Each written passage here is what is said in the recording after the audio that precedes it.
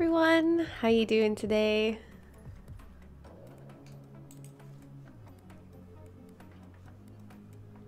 I'm trying to like have a dance, but this is really suspicious music, so it doesn't exactly sound like the most dancey music. But how you guys doing? It's been weeks. I finally moved into my new house, so we're back. We're gonna be back regularly now. I don't know how long it's been. 2 weeks? 2 weeks since we've been on the ZBrush channel. But I hope that everybody's well and you all had a good week and that you're all up for a good weekend. Did you see the ZBrush announcement stream? Who was there for it? Because I was there and I was freaking out the whole time. Where's the cat headset? It's over here, but it's so hot right now. It feels really hot on my head, so I'm not wearing it because it's like the hottest day of the year. So I've got loads of water. Didn't want huge headphones on right now because it just feels so hot on my head. But how you guys doing? It's so good to see you again. Okay, who's here? Let's say hello. So, Super Chihuahua, Alpha, Kenyan, Drab, Yone, 3D Found, Alpha, Baselar, how you guys doing today? Okay, let's skip this song. What do we have? Yeah, let's go this one. Cool. All right, so today we're gonna start something different. What I'm thinking is, I mentioned this on my Discord earlier, but because I have so much freelance stuff to do, and then there's loads of new features have just come out for 4R8, and I haven't tried 4R8 properly yet. I've got my UI all set up to work again with all the new stuff. So I've done a bit of a UI change. Fly, why? Okay, we're good. So I haven't tried the 4R8 stuff yet, and I really want to, and I was very late to the R7 party. So I haven't even really tried like stuff like dynamic subdivision, ZModeler. I haven't tried any of that properly yet. So what I was thinking was that I was going to focus a really small project around those features so I could learn them, and then you guys can yeah, I'm live now. Did you get strawberries? Yeah. Ah, so excited. Anyway, so I thought I would focus a small project around it, and I get a lot of people asking me how, on my own channel in general, but a lot of the critiques that I do always kind of fail at this stage.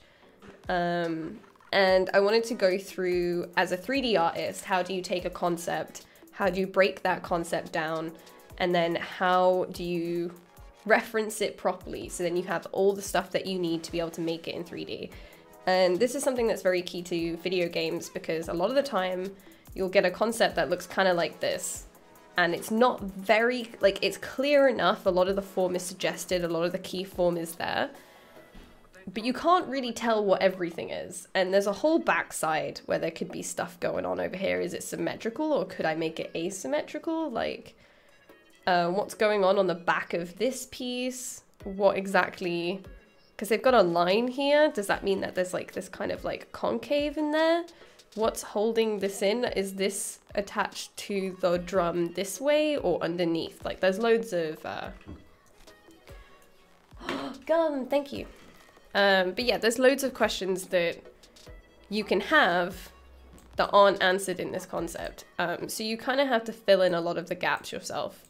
And I was looking before at like sci-fi, because I was thinking, oh, what's the best way to use all of the features that I want to learn? What's the best kind of project? And I was thinking maybe something sci-fi, but I just can't. I need to keep to my roots, and my roots are, it needs to be cute. Otherwise, I'm not interested. So I thought Splatoon is something that I've never played, but I absolutely adore. I like follow loads of people on Twitter that do loads of fan art. So the fan art and the community is what I love about Splatoon. So, and the design overall. So this is the concept, and then this is what came out on their end, and it had to be very low poly. But we're going to do something a little bit more high poly than this. Not too much, because it still has to go in a game engine. But we're going to do our own version of this, which I think is kind of like a grenade launcher. But yeah. So I'm going to try and learn all the new features. I'm going to go through how I plan and break down these projects, as I haven't broken down this concept yet. I've just got some references of some other weapons that they've made that I was looking at in terms of style and material. And then sometimes I like looking at, especially if it's fan art, I always like looking at cosplay versions of it to see what they've done to make it in the real world. But yeah, so I thought we could do that, and that would be fun, and I hope you guys like it. Who else is excited with their R8? I'm excited because the UI is really nice and clean and everything's a little bit smaller, so I can fit some more in here. But like I said, I haven't tried any of the features yet, so I'm really excited to try them. But with the stuff that I normally do, I don't see places that I could really apply live Booleans or even VDMs, because VDMs are very dependent on the topology that you already have on your model. So I think for me, I'm probably still going to be using insert mesh brushes and base meshing stuff out. That's probably where I'm going to be going, is keeping my workflow very much where it is already. But stuff that I want to learn is being able to do props in ZBrush, because I can tell you now I'll be able to whack out a 3D model of this really, really fast, but I want to try and do it in ZBrush just for funsies, so. Shana, how you doing? Hey, Fibbin. Okay, 1 minute, Muffin's asking a question, so. I might be already found a bug in ZModeler, or I did something wrong. I extruded a polygroup to the opposite side where they should merge when they meet, but it didn't happen. I have no idea, Muffin. Like I said, I haven't really touched ZModeler before, so I'm gonna try it now.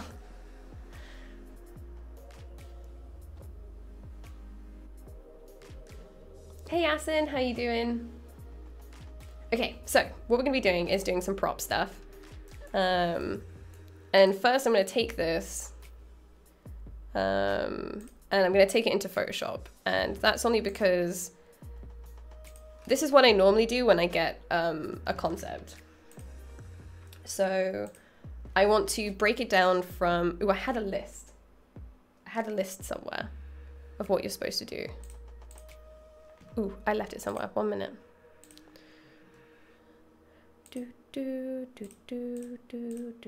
Create. Okay, I'll be right back. There is a list somewhere of what you do. Ooh.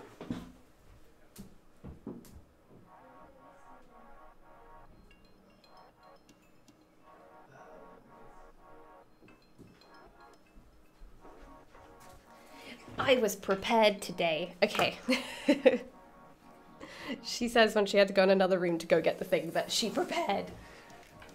Finishing touches to Merman. I saw the post that you did on the Facebook group and it looked amazing. Yes, I am working in R8. We're going to try some of the features today. So, I didn't want to touch on VDMs because Ashley did a really good stream where she made some of her own. If you haven't seen or done anything with the new features for 4R8, make sure that you find Michael Pavlovich's videos on YouTube. He's done a whole series about the new features, breaking them down. I would take notes because he does talk quite fast, but if you already know a lot about ZBrush, then you'll pick it up quite easily. I just watched it, but I took a couple of notes that I have in my bag. But so the first thing you have to do is obviously get the reference of the object that you're making. And I like to keep it quite small, and then I lock that group. So we have to figure out what these key elements are first. Where's my pen? So prepared.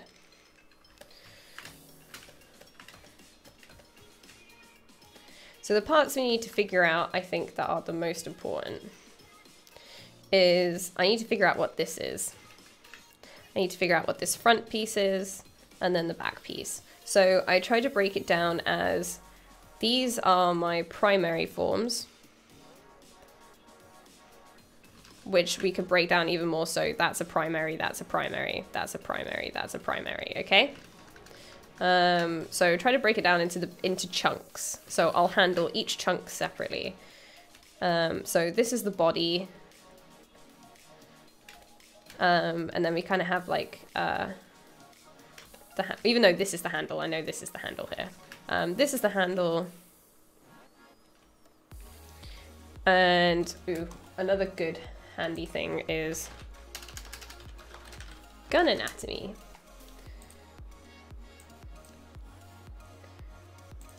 So I normally just pull up an image like this that just tells me what all the things are called. So it's easy for me to look up references if I need to. So this, I reckon, would be the barrel. Oh, this would be grip then, if we were to name this correctly. Hello, excuse me. Oh, there we go.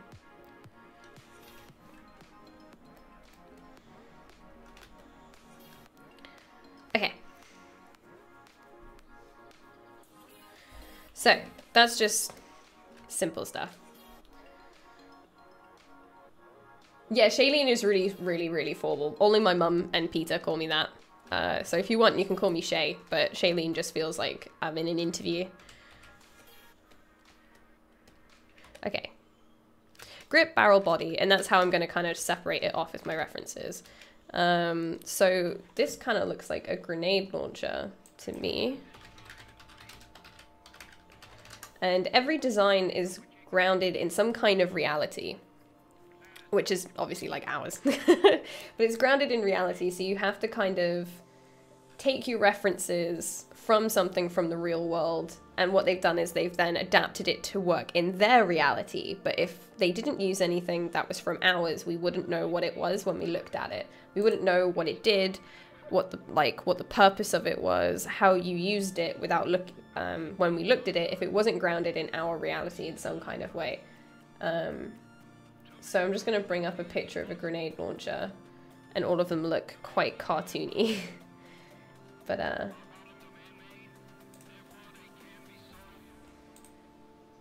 this one looks real, I guess. I think maybe. Okay. So we got two references here of real life stuff. And it does have that little piece that goes underneath it, which I thought they made up just to hold this big water tank. But that actually does exist in an actual grenade launcher. That's cool. Okay. So let's start with the body. The body is really simple. That's okay, RC. So I think that looks like a water cooler to me. So I'm just going to bring up water cooler refill. And just grab an image. So this is what it looks like to me. Don't know what you guys think, but and I like to keep all the references that I'm going to collect in different groups rather than randomizing it. And I don't like to have too many references because then I end up choking up. I end up depending on them a little bit too much to the point where I can't be creative because I'm just copying my references. So I try to keep only a couple of things rather than lots of stuff.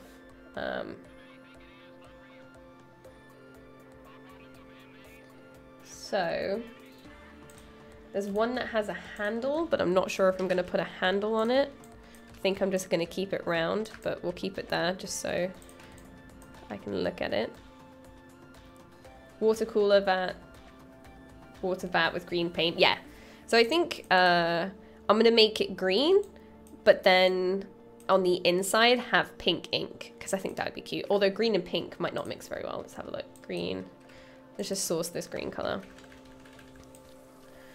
And then let's put a little bit of pink inside. Oh, that doesn't look too bad. It just... Okay, that might work then. Because sometimes if you overlay green over pink, they'll neutralize each other and they do kind of go into like a brown color. But it might not be too bad. We'll have to try it. Okay, so... Hey Patches Harpy, how you doing? So... I'm going to leave that there, but I'm just going to grab it. I'm going to pop it up here. Just so I have like my color reference. And this is just how I block a project out. I did this for Milo and I do this for everything. When I'm working on someone else's concept that I can't directly talk to.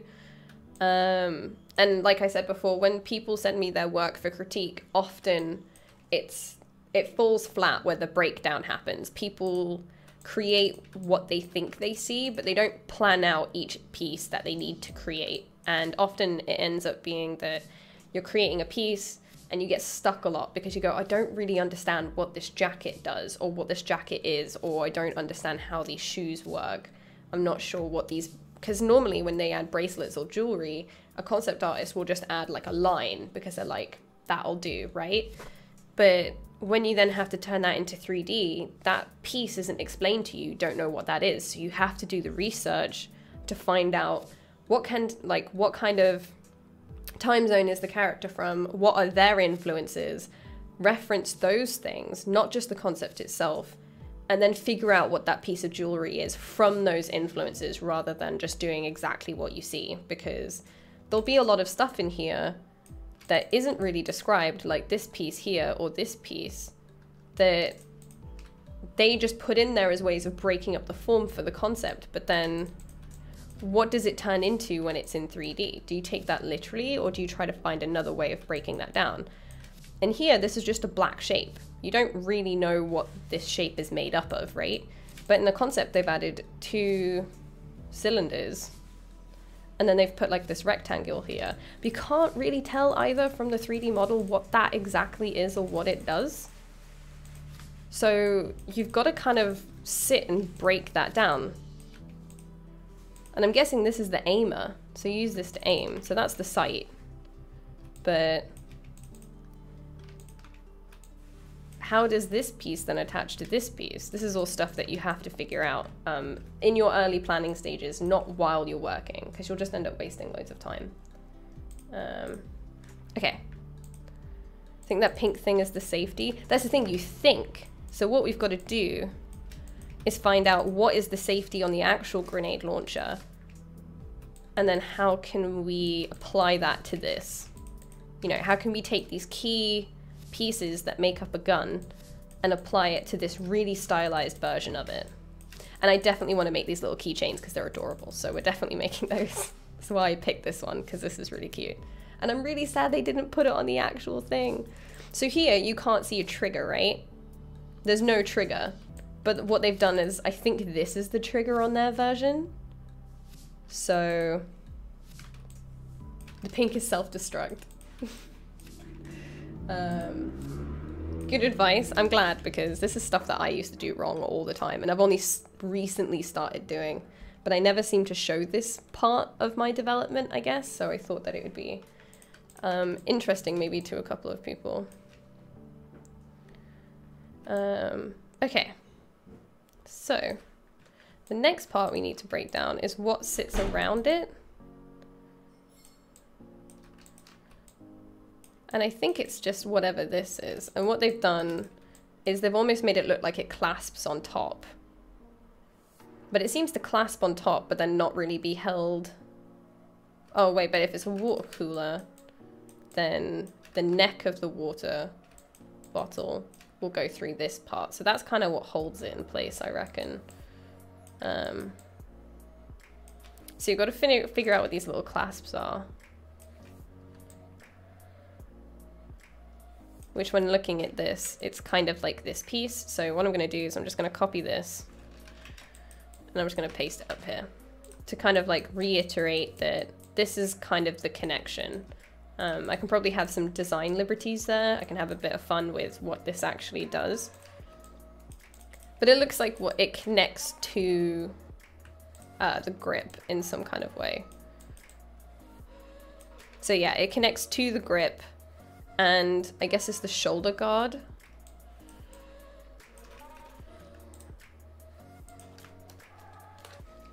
And they all kind of connect together.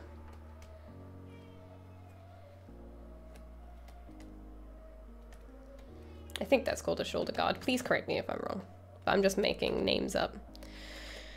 So yeah, the shoulder guard connects to the top of the handle. So sometimes taking notes as well is really good. If you can. The stock. Seems like a shoulder adjuster. Flip a table once you're starting in ZBrush. It can be extended. Okay. Oh, so it's like, oh, what is that called? You have them on stuff. It's like a little gear in a way, and you flick to like extend the length. Okay, that makes a lot of sense. I'll need some references on that so I don't forget that that is a thing. If anybody knows the name of what those are called, I guess it's just adjustment thing. Ah, see, and then you learn things because you have to look up names of stuff that you have no idea what they are. Okay, so I guess you said it's the stock. Stock connects with grip, and then they connect with the, don't know what that piece around here is called, but I'm just gonna, adjustable stock, okay. Connects with the, I'm gonna call it the body. Dorian's just mowing. What are you doing? Plus with the new house, my door is open, so now Dorian's gonna be getting in on the ZBrush stream life. So you guys can see my cat. Okay, so this connection is all together, so I need to make sure that I work that all out. And I'm guessing, I don't know what this is, but I'm saying it's a stand. I don't know what this piece would be for, other than it looks cool. Okay. And then you have this little clip, which I might draw a little picture for.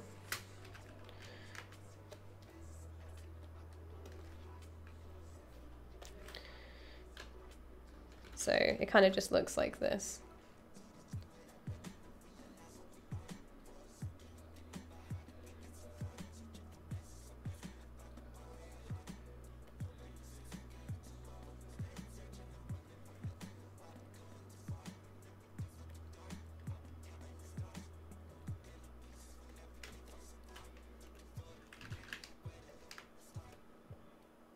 So that's just some kind of clip.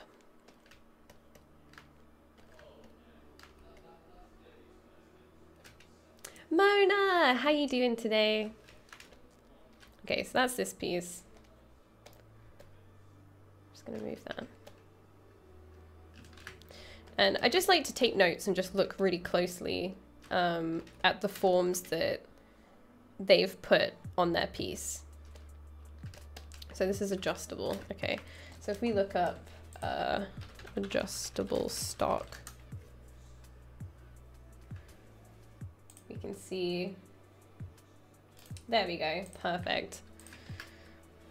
Just want to flip, oh, I don't have any of my shortcuts on here. Okay, so this is the kind of thing that we want. So I'm gonna stick this over here.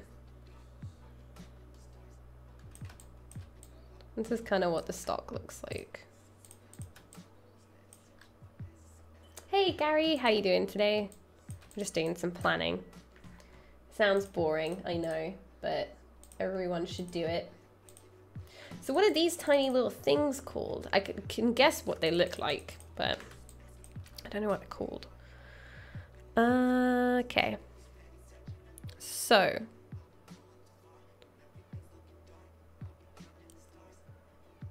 because I can't see it, what I'm going to guess, because of this here, adjustment nubs, that's what I would call it. I'm really good at coming up with technical terms like that. So I'm guessing at the back of the water cooler, there is probably a big piece that connects on the back of it. Not sure if you guys can tell what I'm drawing. And then this is where the stock connects. Because we need a piece that braces the back of this barrel. We can't just leave it where it is. And then, I mean, the perspective on this is terrible, but. And then this piece, which is this part here, connects to the back of that. So that needs to be able to hold, well, I guess like keep this water cooler like snug in place. The last thing you want it to do is just pop out this way, especially when you're trying to ink people. So I'm going to keep this here.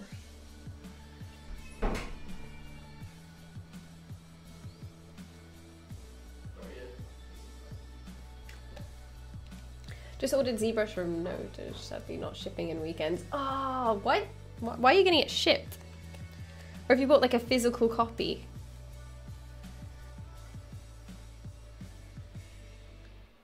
Okay.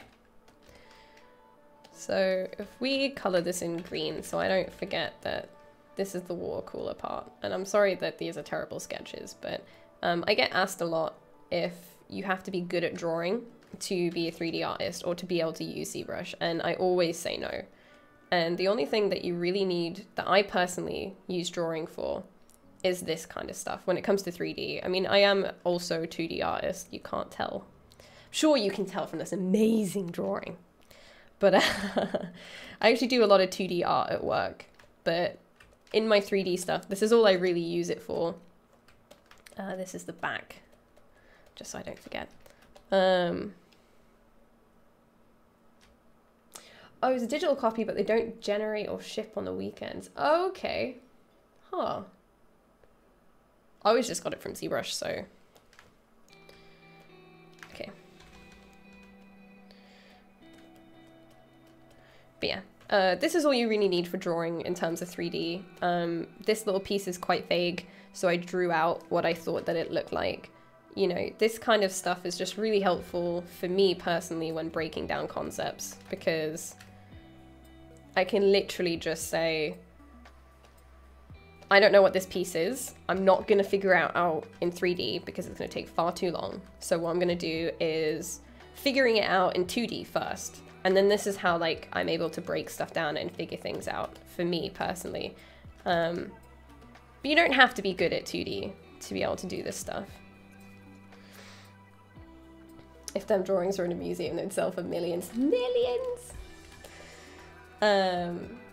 So now what I want to do is see the back of the stock. I can see that there's some texture here, and I want to apply some kind of surface to that. So if we just type in stock. Oops. Okay, let's type in gun stock, because I don't have any money. Gun stock, maybe plastic?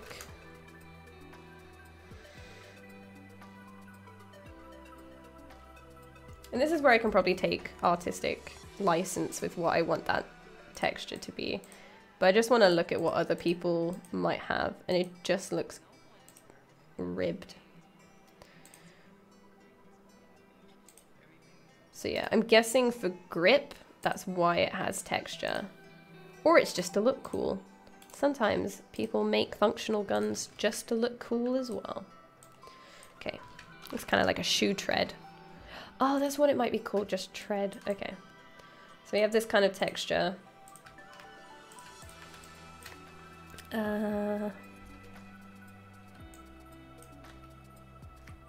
Using an M4 stock as reference would be a good idea.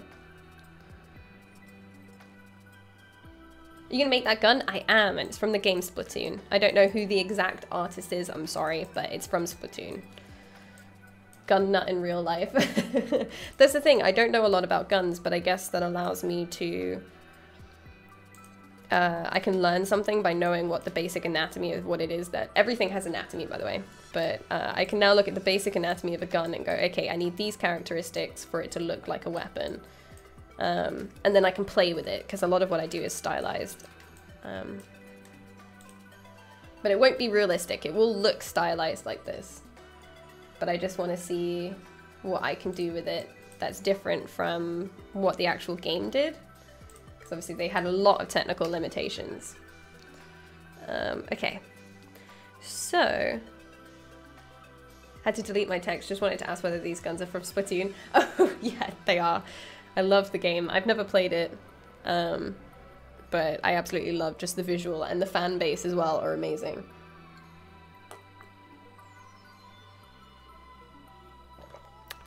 Okay, so now I'm going to look at the grip, which also,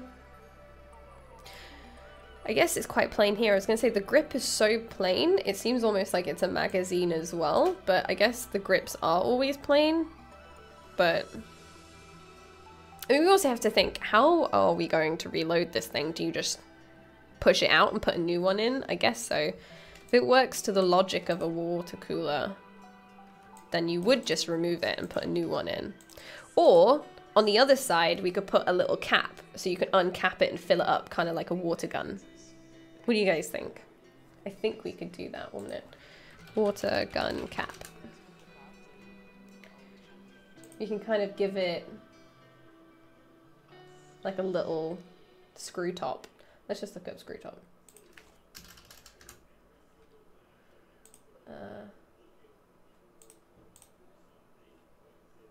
I think that would be cute.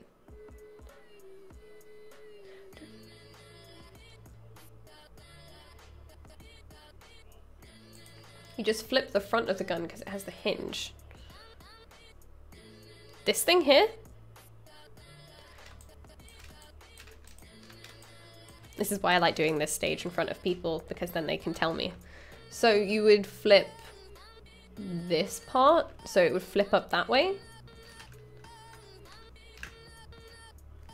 Filling it up would take a while in the heat of a... Yeah, no, that's very true, actually. Because these matches are very short. On top of the grip. Okay, one minute, let's read this.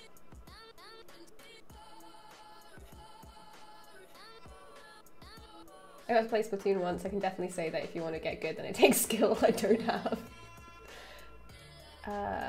Filling it into the wall. On the top of the grip, there is a hinge. Oh, do you mean this thing? Or this? Oh, this thing. Ah. I would have imagined that that attaches... Ooh, wait, okay. Maybe because there's this little piece here. Looking at the actual grenade launcher, this part probably comes off and swings out, and then you're able to take this off, right? Because that's what this little piece is telling me. But maybe I just don't know enough about guns, but that's the thing. Oh, this here we've said is an adjustment. So it's one of these. But the last thing. Oh, okay. So we need to put this kind of mechanism in there so you can swing it out. Okay. So if we put a little note here, put it in pink, why not? This part unclips and then swings out, allowing the... Oh, what is this part called? Allowing the tank to fall out and reload. Okay. What do you guys think? I think that sounds like a legit reason. So that would be this part here. Just drew a giant foot. Okay, so we're gonna make sure that that looks like it can actually move. Because in theirs, obviously, they've just left it solid because, you know, you're not really gonna get that close to the weapon. But for ours, this is the thing, you also have to take into account how close are you gonna get to this weapon to be able to see these parts. What kind of look are you going for that, I'm just gonna make this a bit smaller because it's a bit hard to see. What kind of look are you going for that you would need these kind of details, right? Plus, also, how much time do you have to create this weapon? Because if you don't have a lot of time, you are gonna suggest that this part can come out. But then, as long as you understand and you look at it and the viewer can see it and go, yeah, I understand how this would reload, that's what matters. But because we're going to be doing this piece on its own and it's going to be a show piece, then I want to make sure that I've got all these details of functionality. Okay. So if we look at the concept a little bit more, and this is what I find that a lot of people don't, when I said before, a lot of the mistakes I see people making is that they just take the concept for the face value. They don't break it down. You kind of have to get close. I mean, I'm lucky enough that I also have the 3D model that they made. But I'm trying not to rely on this too much because I can't see a lot of information. I'm trying to use this mainly as my inspiration. Plus, ooh, this gives me a chance to learn array, and I don't use array meshes ever, so this is going to be fun. Array mesh and then Boolean them. Okay. Plus, doesn't this little squid look really sad? Won't it? He's just like, oh, I guess so. Okay. Oh, we could put stickers on it. I'm so excited. What is an array mesh? So an array mesh is basically if you have, I've never really done it, but I've seen it happen a lot. Let's say we have a mesh that has this kind of topology, right? And I have a circle, and I want this circle to go all the way around the cylinder. But I could do that by hand, or I could use an array mesh which says take this circle and place it on these quads. And that's basically what it does, and it does it all the way around the mesh. You can do it on lots of different places, like studs on belts, all that kind of thing. What I'm going to do is do an array mesh on this piece, and then Boolean out the cylinders to put the holes in it. So that'll be really fun, because I haven't done that before. Okay, and you guys can tell me how. I'm so excited.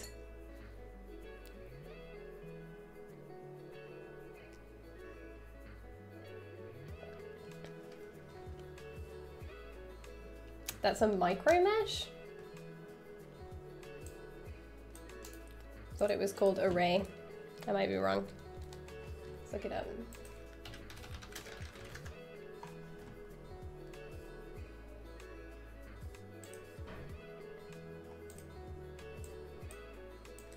Pretty sure.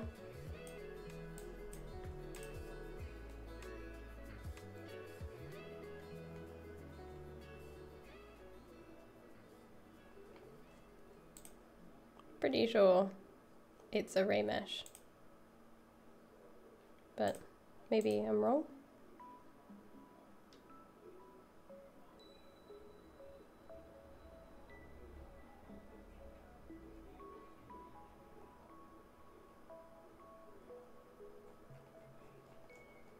Might be wrong.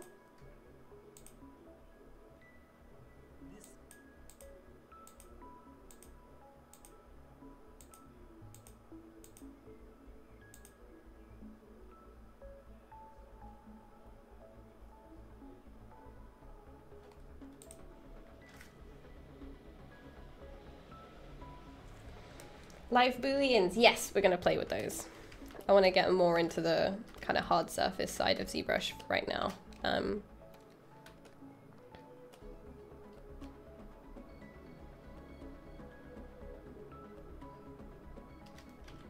Okay. So.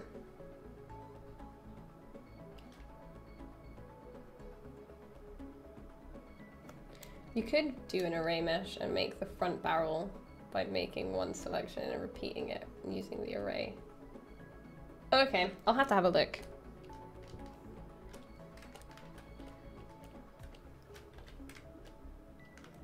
Doing either would be fine. Scrivet, how's it going? Okay, so we have to figure out what the hell this is. Hello, Dorian. What are you doing? You come to show everyone your butt. Is that what you've come to do? Or have you come to sit on my tablet? Or have you come to sit on me? I don't understand. What do you want? Yeah? Yeah? Okay, cool. He sat down. In case you wanted to see. This is my cat, everyone. He does this all day. That's all he wants to do. Hmm? Yeah. Oh man, it's so hot today. I'm dying. Okay, so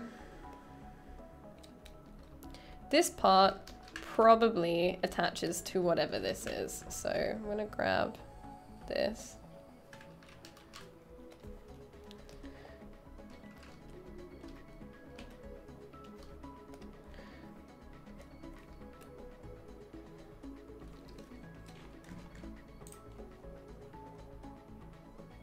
My cat loves putting her butt in my face when I'm having food.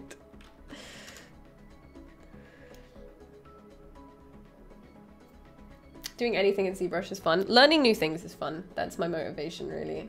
Okay, so barrel. Oh, I need to remember. Gun barrel. We need to find one that has the holes in it. Because how I imagine this shape being, because there's a little bit of distance between the sight and this, is I imagined that from the side, it kind of has like a little bevel on the end.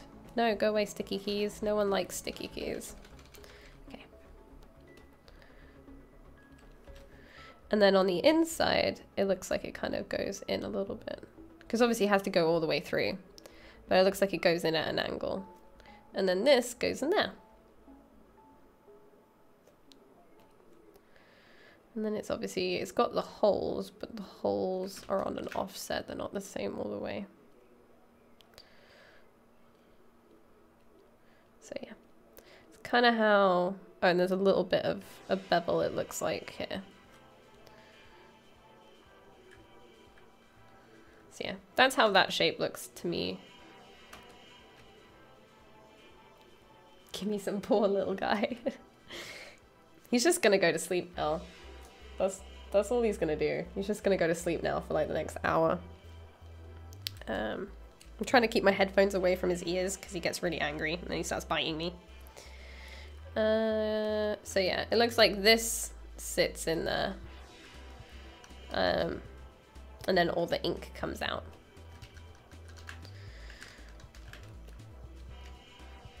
And then there's different bands of color on the inside.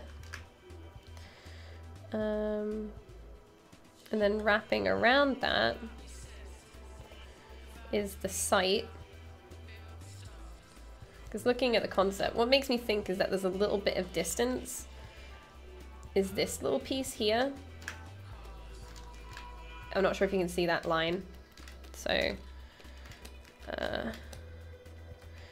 and then that goes back a little bit. It's not completely straight.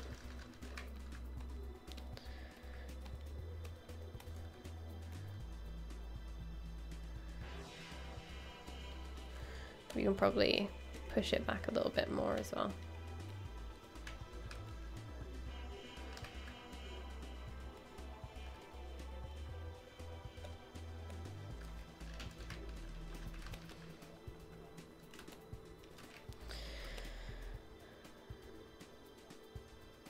And then between those two things, which I'm going to draw in red, we have whatever the hell this is, which comes out quite far. I don't know what that is. Looks kind of like it would be a stand. Or, ooh, maybe it catches ink and the ink falls off. That would be cool. Like the ink like drips from this and it's like, ew, and then it drops off. That's why it's got that little concave. I don't know. You wouldn't expect the ink would keep this very clean. So yeah, then this piece. And we're going to play with thickness a little bit as well. I don't want, because it's stylized, I don't want these pieces to be the same thickness from top to bottom. So we're going to make it a bit thinner where it joins, and then we're going to have it be a little bit thicker at the end. So yeah, this piece sits here.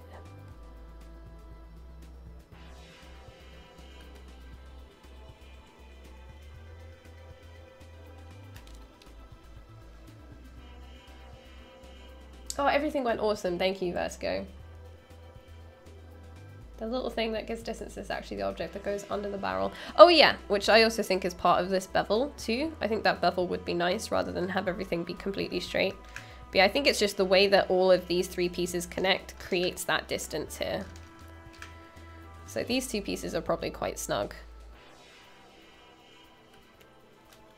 I think with how the back flip is below the barrel, I think you can sit the gun down to the ground to reload it, and it'll project the barrel from getting dirt and protect the barrel from getting dirt into it. That makes a lot of sense. I felt like from the beginning that it was a stand, but I almost like the idea that it gets ink on it. Now I'm just really, really sold on this idea. Just like ink. Gross. Love it. Okay. So.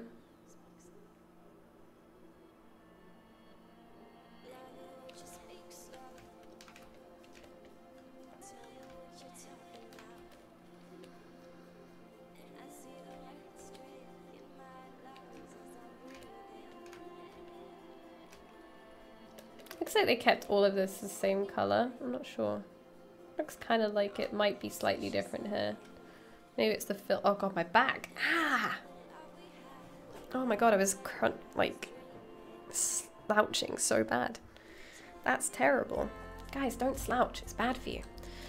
Okay, let's try and stop slouching by bringing everything a bit forward. Okay. So.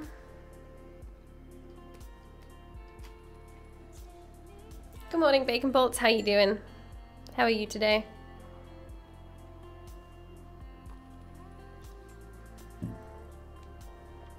And then this is the site.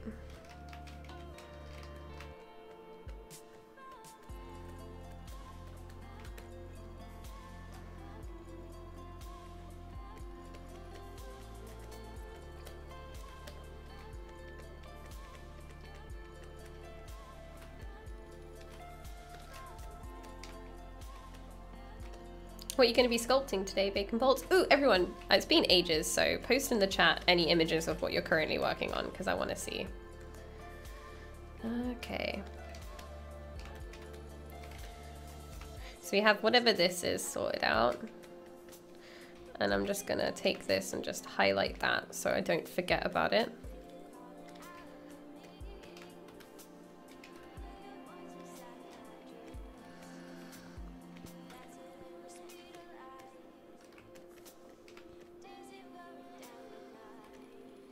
Okay. Should we add some kind of texture to the grip? I think that would be cool.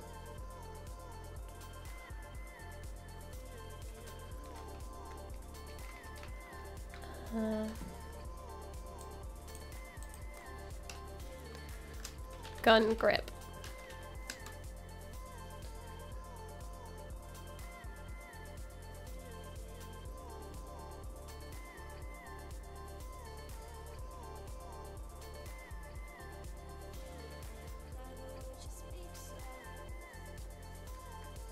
Working on an AT. Oh man. ATST. That looks awesome. Man, I'm so jelly when people can do sci-fi because I suck at it. Oh, you're also doing a crazy thing. Nice. Hard Surface Artist checking in. Thank you so much, Dudeness. This looks awesome. This stuff just blows my mind. Like, who comes up with this? I think I'm gonna add legs to him today. This looks cool.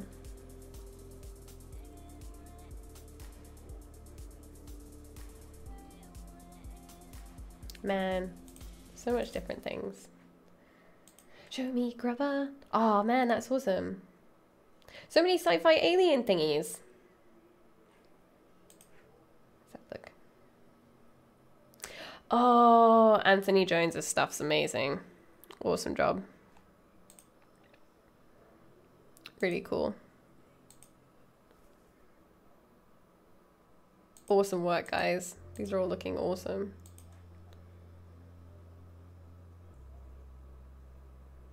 I love them all. They're all so cool. Jealous! I want to do stuff now. I always like seeing other people's stuff so then I can get motivated to do my own. It always keeps me up. Alpha! Ooh, let me see. She has hair now.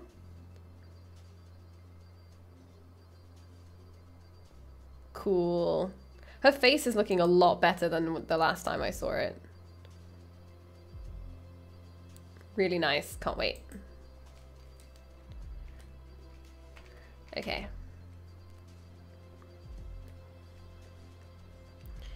So, the only thing I've not figured out is this top piece.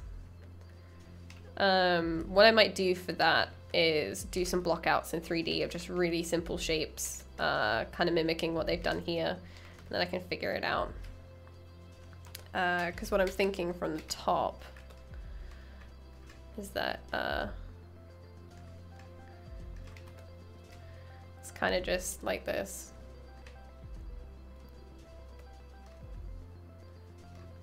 Like it's bigger, it's chunkier at the back. Like everything. And then it has these little clips. So this is kind of what I'm thinking it is in its simplest form.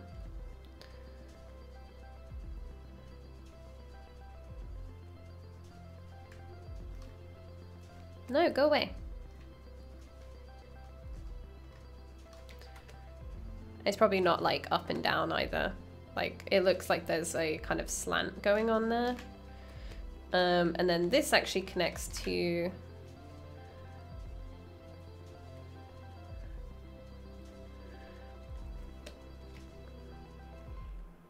this is the hard part about guns, is that everything is completely connected. With characters, I can kind of float a lot of stuff. I can be like, yeah, this belt is totally connected to the trousers. But with guns, you can't get away with that stuff. You can't kind of fake it. So yeah, it looks like, if I quickly take a screenshot of that, now that I'm looking at it, let's grab some red. It looks like it kind of wraps around and connects to this piece. Do you see that?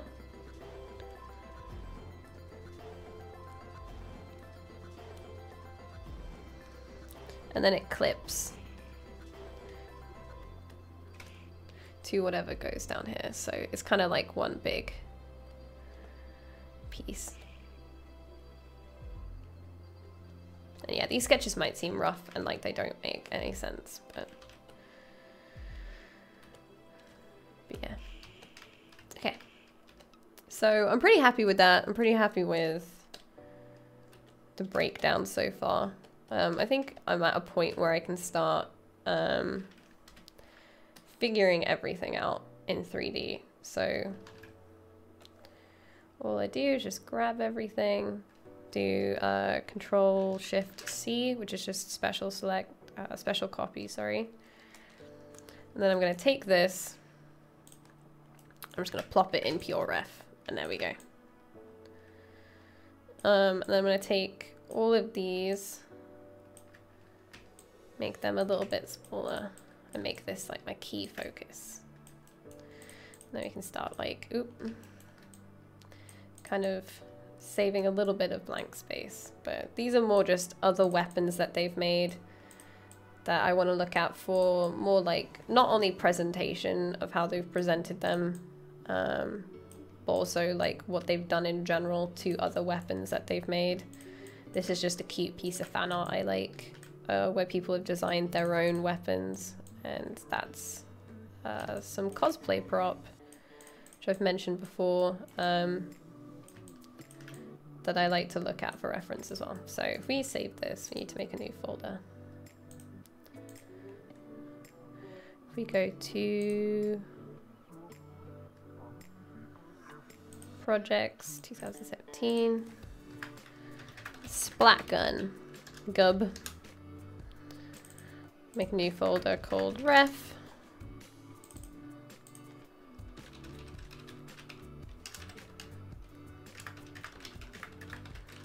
I keep writing Gub, Splat Gun, save. Hey Jacob, how you doing? Canvas optimize, okay. So now I'm gonna set this mode to always on top.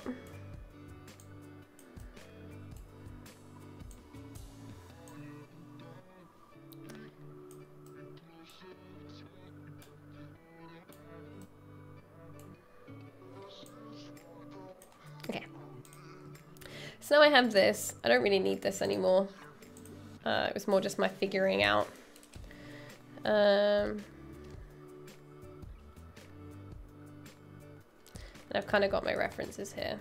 Oop, went too far from my mouse. Okay. Okay, so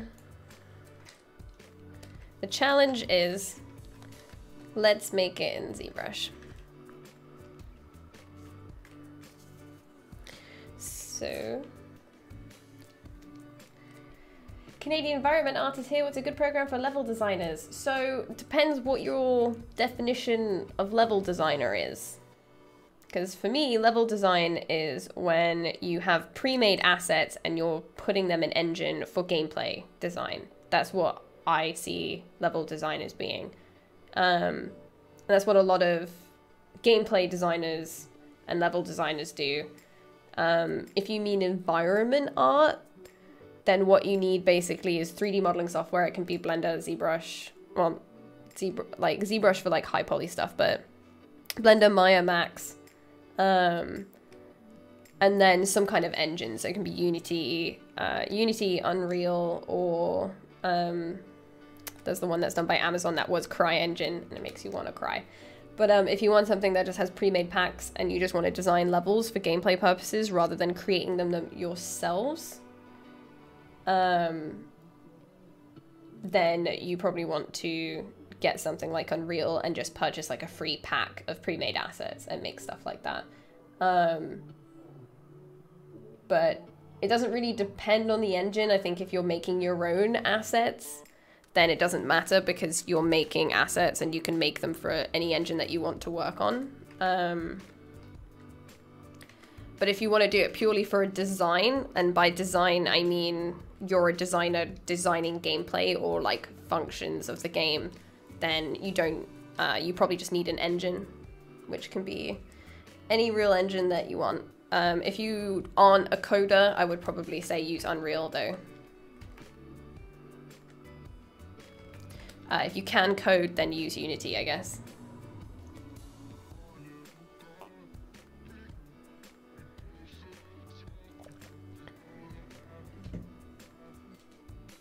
Okay, so I'm rather new here. Do you often do hard surface stuff? Nope. So this is the journey. So I'm just gonna start by inserting a cylinder, because this is the, what I'm gonna do is just create basic form, right? So we're just gonna block everything out. This is our barrel or our tank or whatever we want to call it.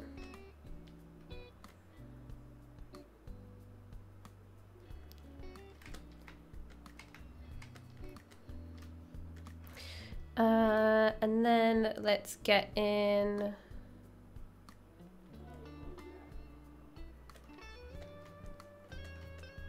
so what I need to get used to is the gizmo. Not completely used to it yet, but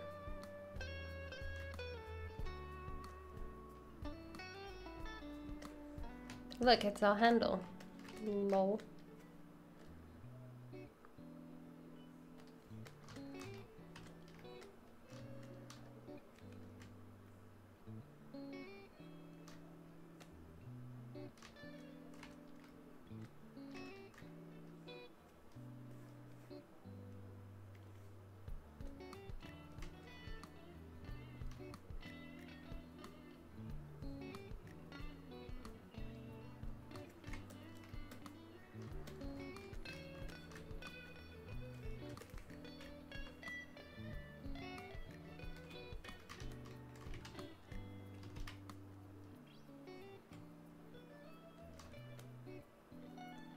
Probably could have done this a much better way, but I'm just blocking stuff in. This isn't going to be obviously anything that I'm going to work from later. God damn it.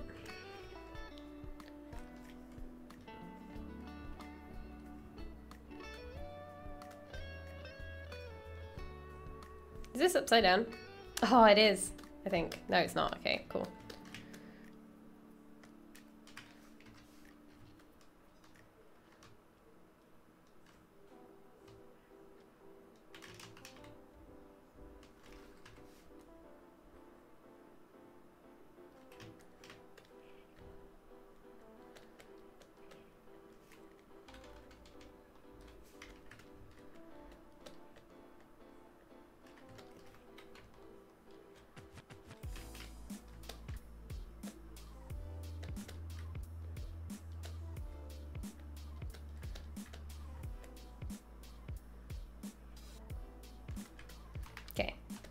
Let's say that's our stock.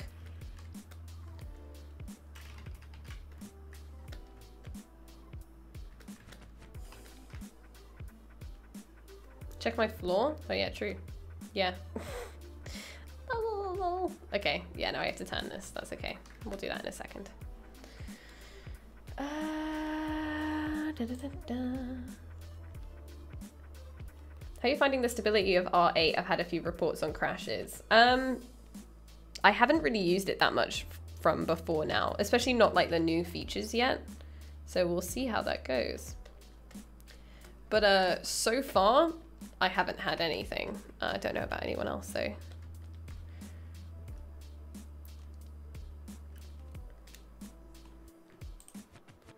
Don't you prefer something like 3ds Max for doing hard surface? Yes, Pancho, I do. But I want to try and do it in ZBrush. This is my challenge. I don't want to just... I could probably have lots of this stuff done super fast, but I want to challenge myself.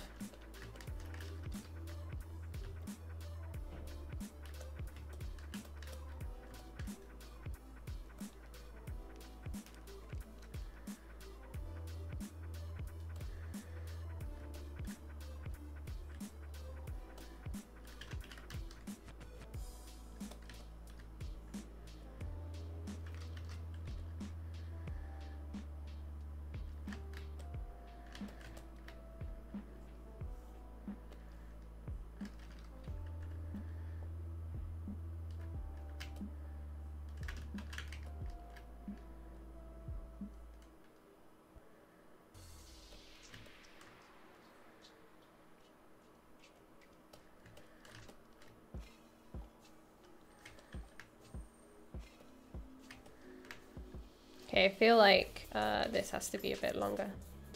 So right now I'm just doing like, I guess like a proportion sketch.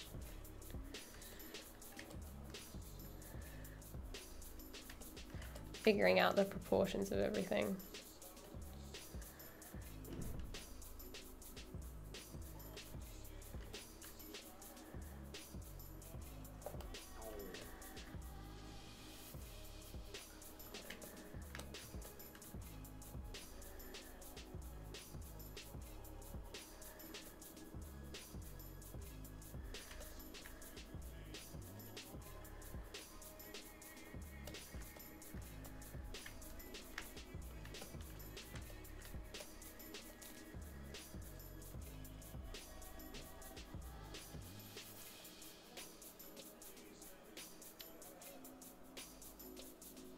Perfect, ship it. Yeah, YOLO, it's the same for me, just seeing my name like in full. So it's just like what I do with characters, you're just kind of blocking stuff out.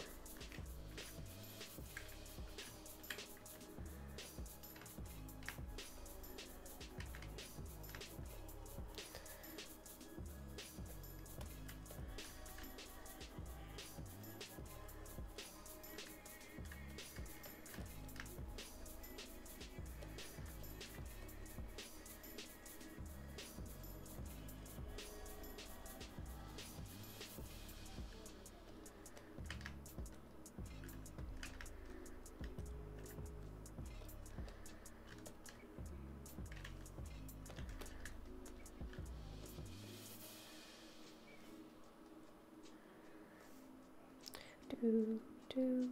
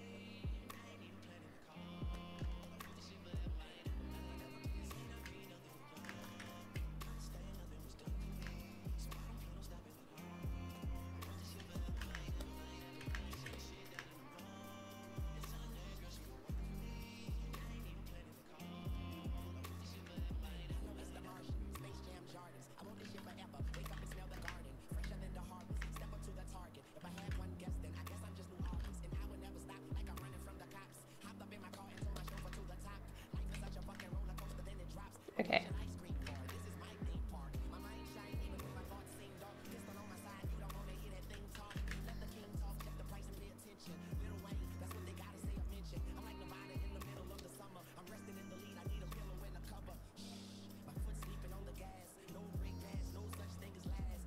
It's Lorimier. Oh, okay. I'll try to remember that.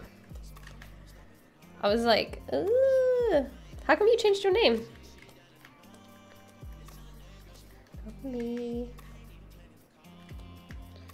What was the shortcut for copy subtool by dragging? It is it Alt? I think it's Shift. Yeah, it's Control Alt. Control Alt move. There you go. Or is it just, oh no, it's just Control. Okay, yeah, Control. I made that mistake before. Boop. Boop. I just pressed duplicate, because I like to have it as a separate subtool. But yeah, it's just Control. I've had this name on everything except from Twitch, so I figured I needed to change it. Oh wow, so no one would get confused, but all of us are like, what? Who's this person? Okay.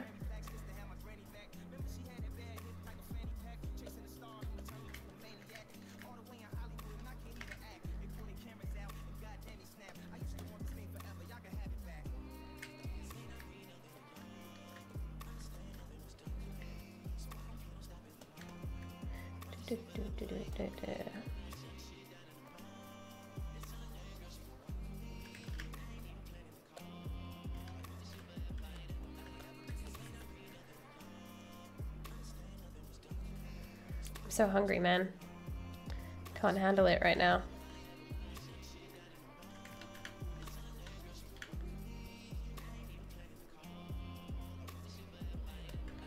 I'm dying. My stomach's just like, please, please feed me. Like, okay, stomach, I'm so sorry for doing this to you. I don't think the handle is the same width as the stock, but please correct me if I'm wrong. But it just feels a bit strange, so we're gonna do that. This is my gun. Pew pew pew. Stream Death Fiji strawberries. I might go get some though. I just rock up with some strawberries. Okay, so this is just my block out, and I'm gonna replace all these pieces, obviously.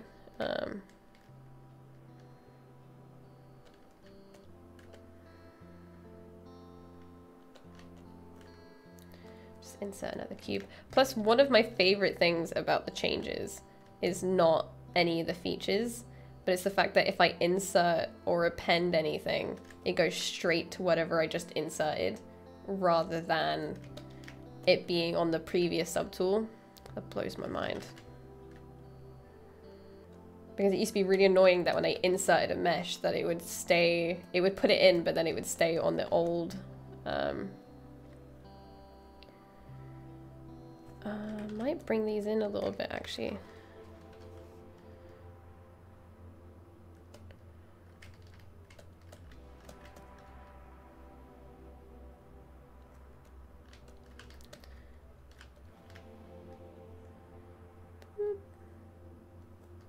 But it used to stay on the original subtool, it didn't go to the new one, which was really frustrating. And then this kind of clips to this and also to this, so it needs to be long enough. Looks kind of like a bunny at the moment, but we're good. So I'm just gonna take this, duplicate it, make it a little bit smaller. Because this is what's going to sit on the back, like we said before. Probably sit it a little bit higher so it's not completely symmetrical. And then I'm going to take this. So, one of the things that you can do is move multiple things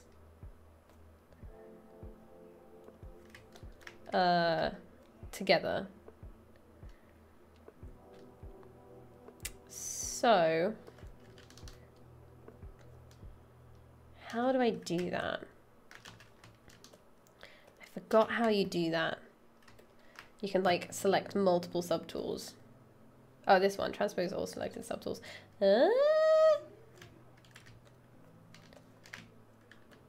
this one, and this one, and this one. Kill me, because that's too delicious. Okay, so all you have to do is just click on this little button here on your gizmo. And then it's not that one. It's Control Shift to select other subtools, and then Control Shift Alt to deselect stuff. But slay me. Okay, just want this one though.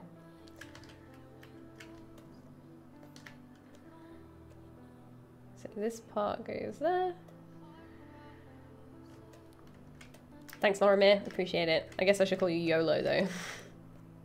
Your ZBrush looks super pretty with that UI and I'm jealous. It is available, YOLO, if you want it. Because you're a sub, it is available to get. Do you want me to quickly put it on Discord? I can do that, one sec.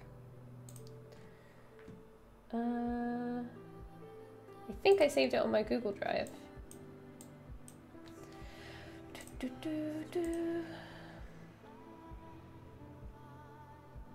Was this saved today? Yes. Share. Google Drive, share. Whoop. Get a shareable link, copy. ICM exclusives.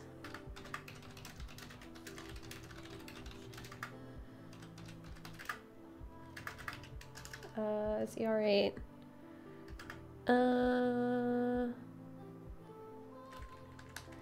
Z4R8 UI.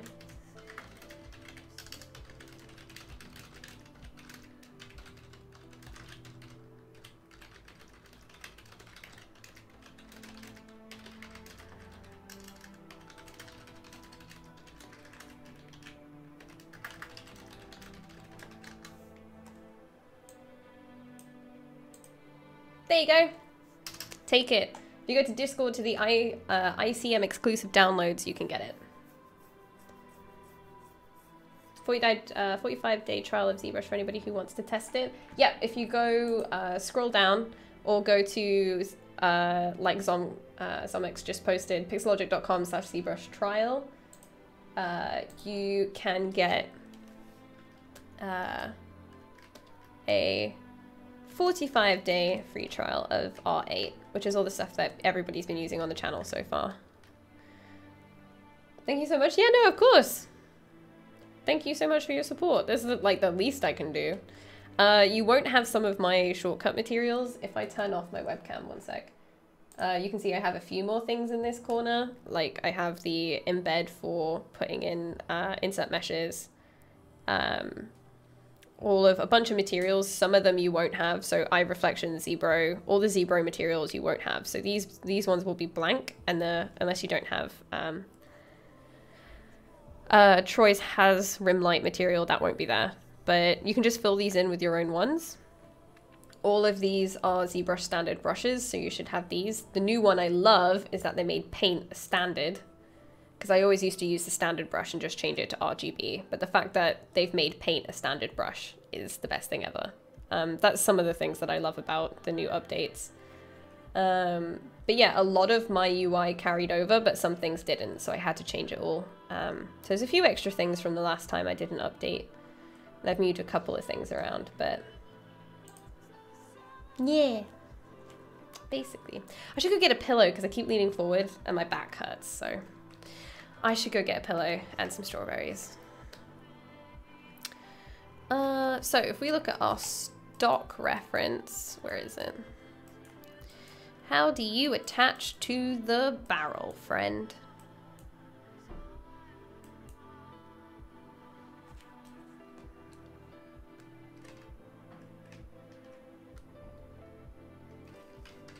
And then you just turn that off.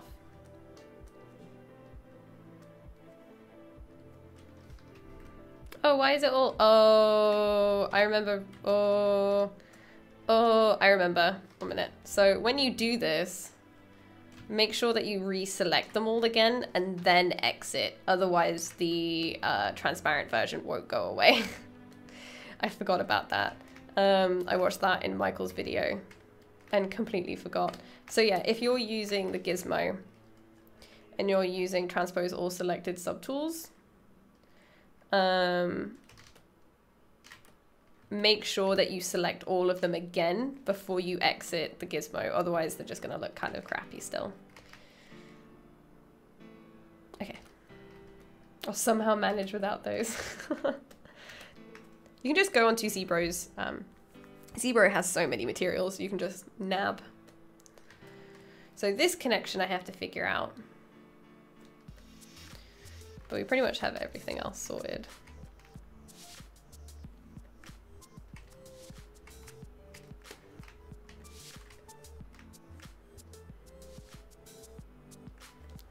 So is this gunnish thing or something? Is this gunnish thing? Yeah, so it's a grenade launcher. I guess an ink launcher from Splatoon. Because I wanted to learn some hard surface stuff in ZBrush. And this was one of... I wanted to do something that was sci-fi. But...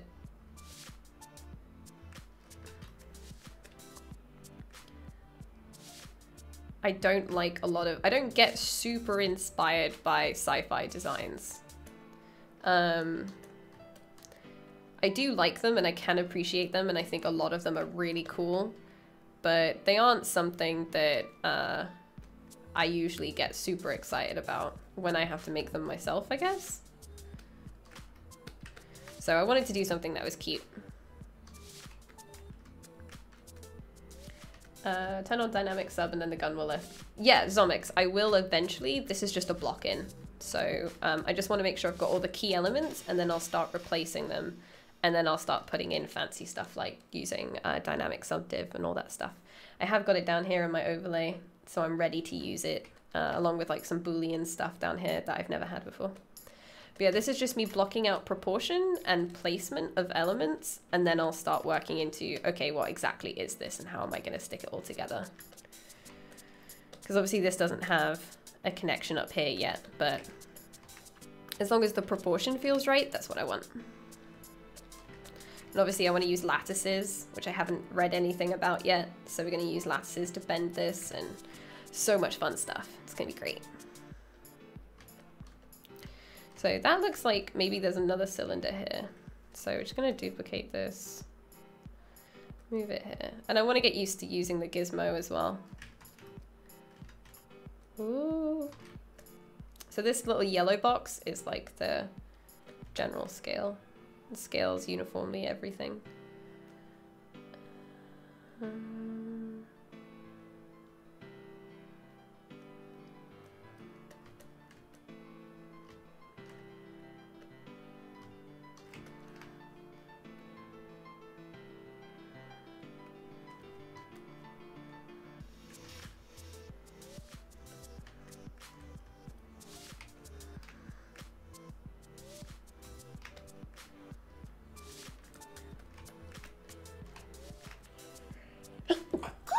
Oh, sorry. Okay.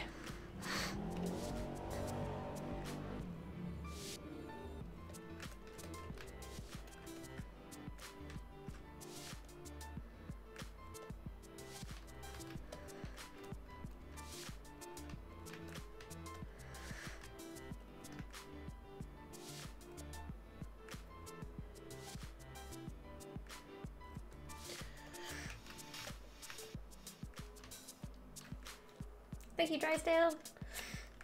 Thank you, YOLO. Did you figure out where the trigger goes? Yeah, the trigger goes here. Very good point. I have to remember to put that in there. Do you guys think that the handle needs to be longer? I feel like it does. I don't know.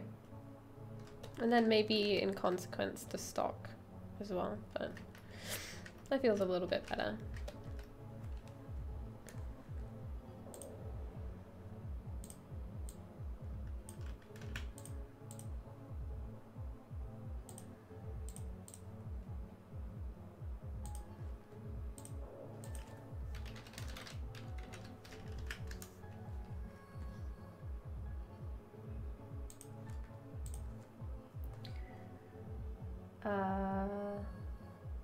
Maybe a little bit longer, okay.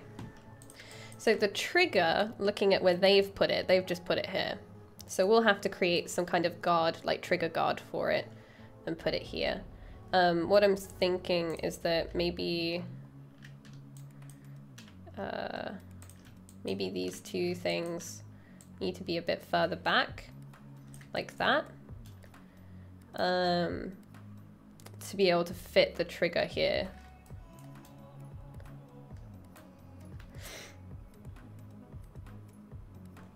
I just need a UDIM UV editor in ZBrush. Whoa, calm down. Okay. Oh yeah, remember, I have to select all of them and then exit the gizmo.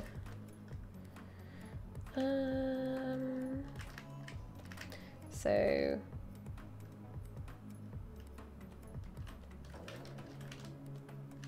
oop. Ah, I almost did transpose then, like transpose rules. Ah, get out of my life. Okay. Drab, how you doing today? Grab that. Okay. We're getting somewhere. Put there the logo and the bold Boolean samples. Have to stamp it and everything. We'll hide a ZBrush logo on here. We'll put one somewhere. We'll try to put some people's names on here as well, maybe. Because the barrel has like graffiti on it in the concept, so we can add some names. We can maybe do a raffle and see whose names are going to be put on it. That would be really fun. Okay. So gotta look at some more stock reference, see how this part all connects together.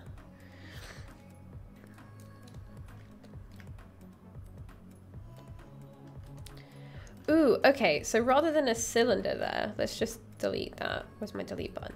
Do I not? Okay, delete. Plus I like this new font. And this, always okay, skip this note until next restart. Beautiful, okay. So we're gonna take another cube instead. Maybe just take this one.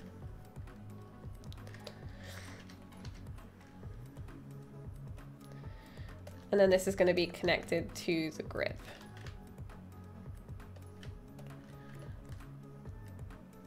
Kind of like how this piece looks.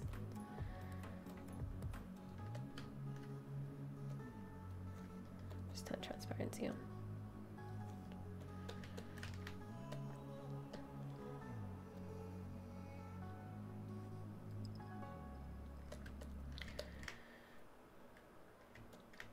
And then maybe move this down a little bit.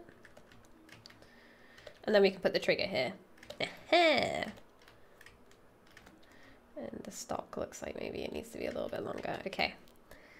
So what's happening now is I'm losing, the more I'm stretching it out, the more I'm losing its chunkiness.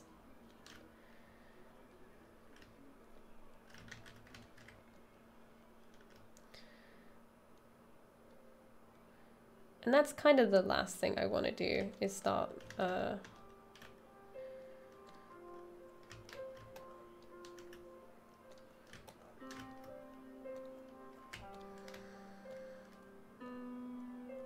because it looks quite chunky and cute, and I don't really want to lose a lot of that, so.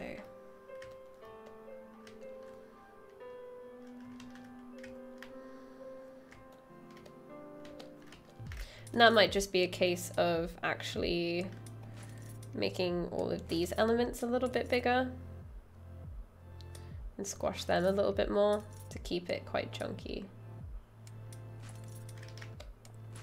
And then maybe grabbing this piece.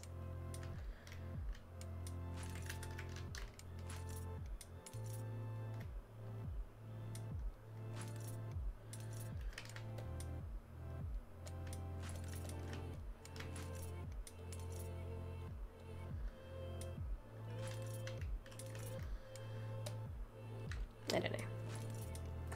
Did you make the fidget spinner? No, I haven't been able to work on any personal work for the past couple of weeks because of freelance or overtime. So, perspective. That feels alright. So if you just put a little bit of perspective on and then check out against our concept. That feels okay. It's gonna feel chunky once we start putting some bevels and chamfers and bevels, chamfers, booleans, splines, other 3D words. I love what she's having. I was here just lurking. Ah. Look, I won the raffle. But then do we put YOLO or Lorimier on here? That's the question. Okay, I'm gonna go get a pillow because I'm slouching and some strawberries. Because I'm slouching and strawberries are the only way to solve this problem. Obviously. Well, I've already been streaming for an hour and a half. Time flies.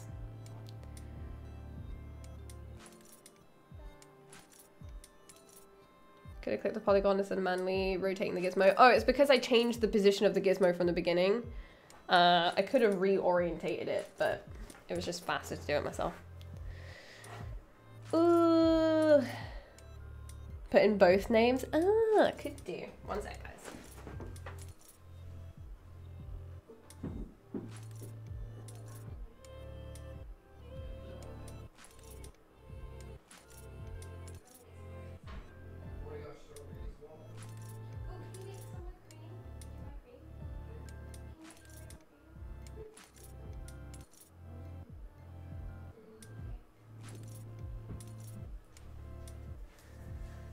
Ooh. Okay, now Dorian's not on my lap. I can sit a bit better. Luke's gonna make strawberries with cream, so super excited. Gonna have to wait. Okay. Ooh! Ooh! Where'd you go? Hello. I went for scaling the handle. Oh, I get what you mean. Yeah, you're right. Okay.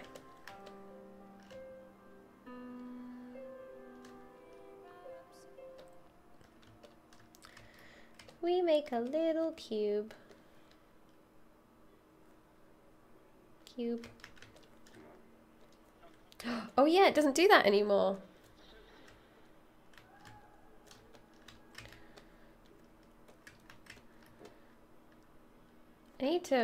I keep forgetting. Is there a Q cube? Oh no, there is somewhere. Where are you, Q cube?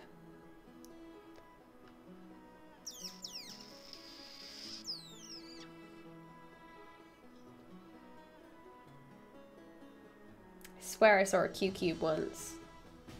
So I don't have to remove all this topology because I want to do some extruding.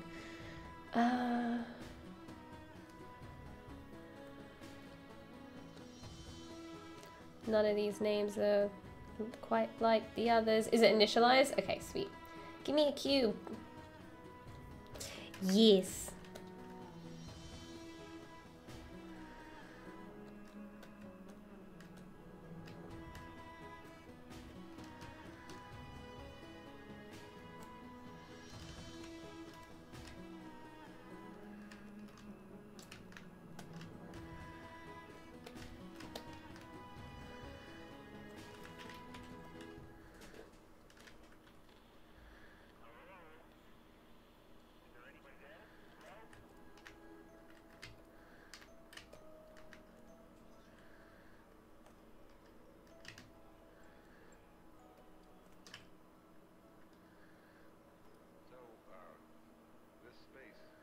Oh, polycube I probably could have used. There we go.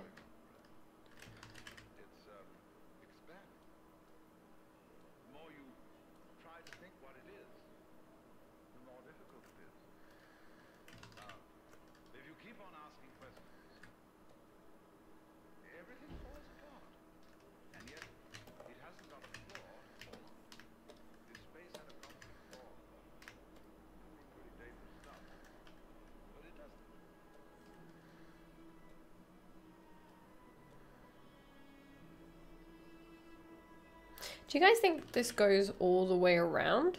Maybe? I don't know. Maybe this goes all the way around.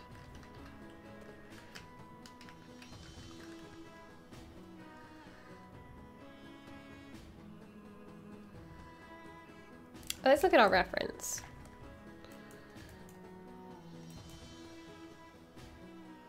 Because I was thinking maybe it attaches to the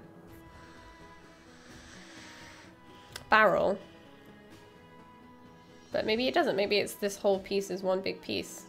Let's try it. Let's just see. I don't want to layer too many things like behind other things.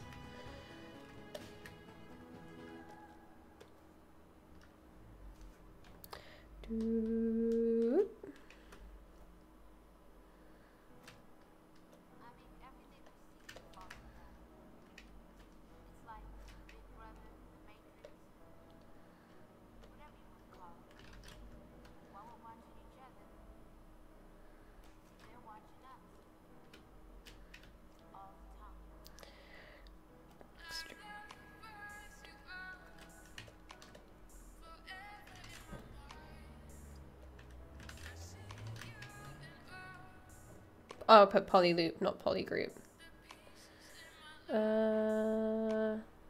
Polyloop and polygroup. Polygroup, polygroup, polygroup, polygroup. Island? Yeah. Loop.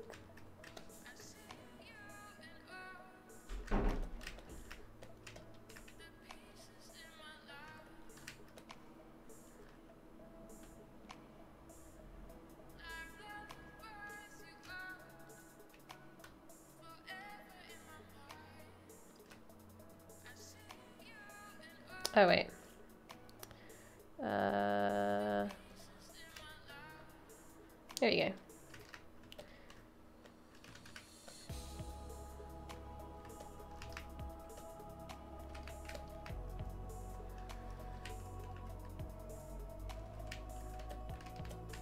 Things.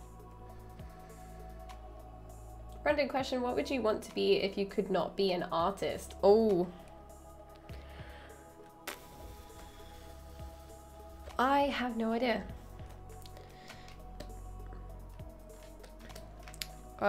Did I do art from the beginning? Because I can tell you what I was gonna give up on when I was gonna give up on art, what I was gonna do. When I couldn't get a job, I basically decided that that I was gonna become a Wetherspoons manager. If that helps. I was like, I'm not gonna do art anymore. I'm gonna become a Wetherspoons manager. And that was gonna be my life.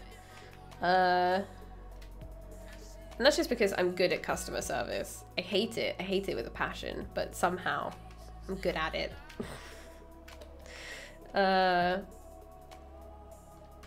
So yeah, that was gonna be...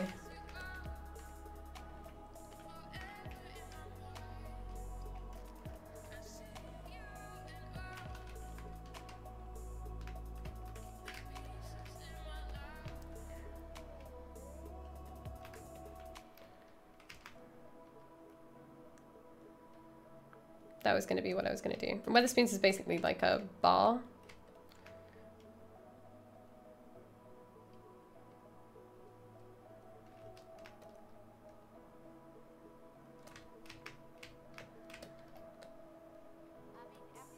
So yeah.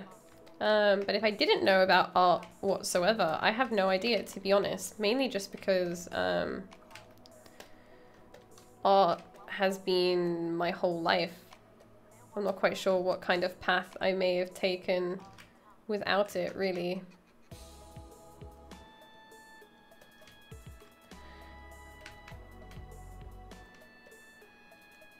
Oh no, Vertigo, you can post an image if you want. Especially if it's a dog, obviously. That's so cute. Oh, dogs. Not to distract you or anything, but where would I go about putting the 4 R? Okay, so YOLO, this is what you do. You go into Preferences, Config, Load UI, and then just find the file. And then just click on it. And that's it. And then once you've loaded it, make sure you press Store Config.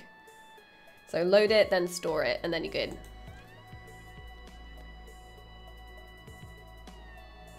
I'd love to be a pretzel. Because then you're an artist. Yeah, I don't know. I wasn't going to go to art school. I was going to go to, I was going to become a psychologist at one point. I can tell you a few other career goals that I may have had. Because I didn't think art was something that you could do as a job. I need to put the trigger in here as well. But yeah, I was gonna look at criminal psychology. That was something I was because I'm really into true crime. That was gonna be something that I wanted to do. Because I was like, oh, do I want to be a criminal lawyer? But I was like, no, I wanted to do criminal psychology so I could help in rehabilitating criminals. That was what I wanted to do for a really, really long time.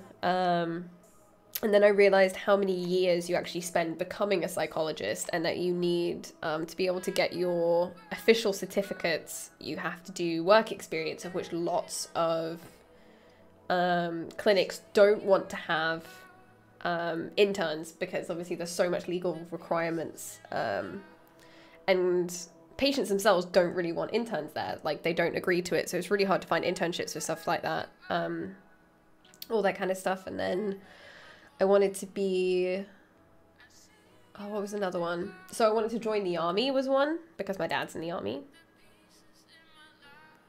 But yeah, I wanted to join the army was another one. And that was to become a photographer.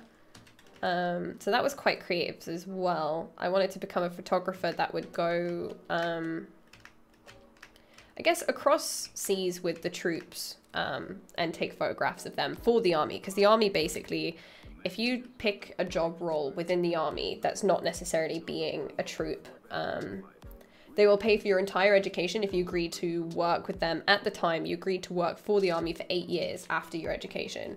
So criminal psychology turned into military law. Do I want to go to law school and become a military law lawyer?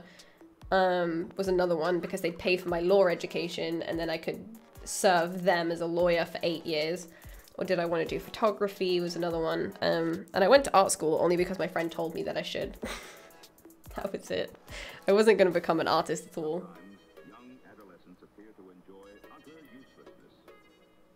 If being savage was a career goal, let me tell you.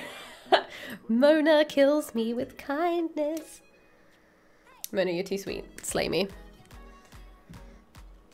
Criminal psychology would be interesting. I'd always worry that you spend so much time studying them that you take on some of their traits. I think it's like you spend so much time studying somebody that you see it everywhere you go, I think is more probably what would happen. Is that you spend so much time with these people that, not that you take on their traits, because a lot of the time the people who get rehabilitated aren't like run-of-the-mill movie crazy person, you know, they're normal people. So rehabilitation is quite simple, like in the stance that you're not trying to rehabilitate somebody who's like Hannibal or something, you know, like it's just normal people who've been in prison for a short amount of time, and you're just getting them caught up with what the world is and preparing them and checking to make sure that they're okay and that they're emotionally stable enough to be alone and blah, blah, blah, blah, blah.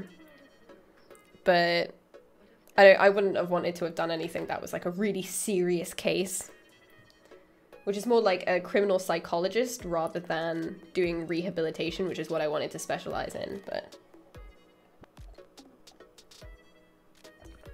I joined the army when I was in until I got medically retired, but always wanted to do 3D art stuff. Oh, Vertigo, that's so awesome that you're doing art stuff now.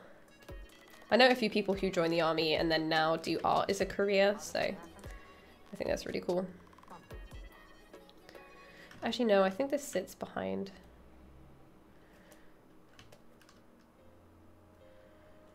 I know a concept art, like a video game concept artist who was in the army.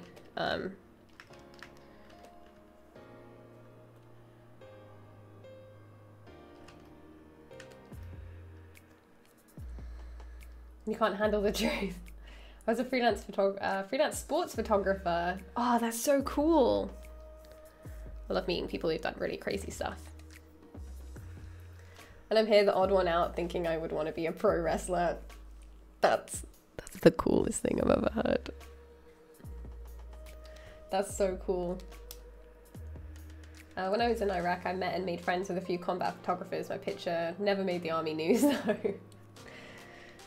What would they like? That's the thing. I think the thing that turned me off from doing it is that I also had to do, when you work in the army, regardless what field you're in, unless like you're like obviously catering, but if you are a combat photographer or any like field photography,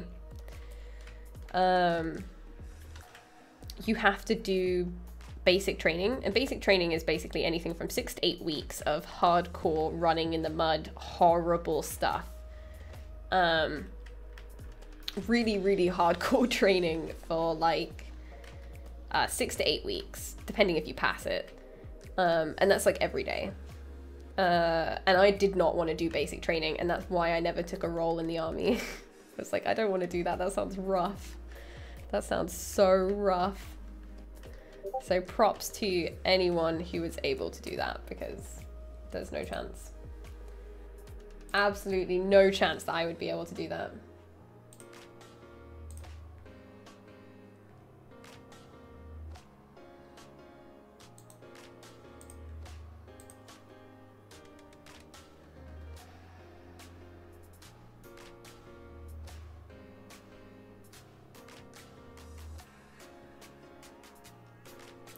Freestyle motocross, football, and speedway. My son's just finished his 2nd year in public service course next uni, and then officer training. Oh man, if you can become like an officer or sergeant or something, you're pretty much set for your whole career.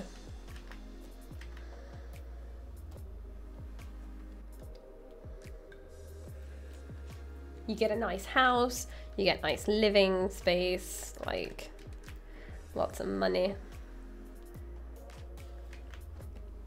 We always saw the sergeants' houses and they were massive on base, absolutely huge. Okay, I think I have, oh wait, we need the trigger, don't we? I'm really quickly gonna add the little tail part we were gonna add as well. Just make this super small.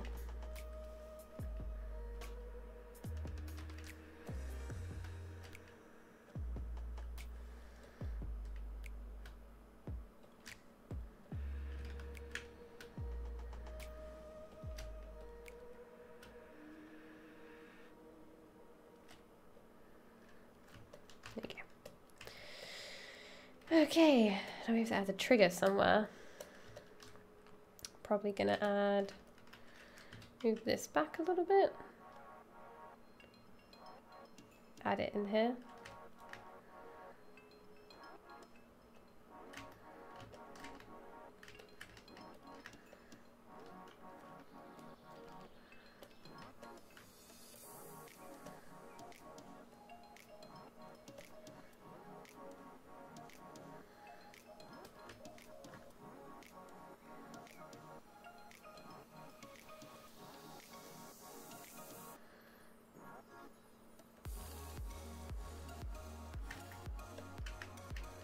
Oh, you know what, actually.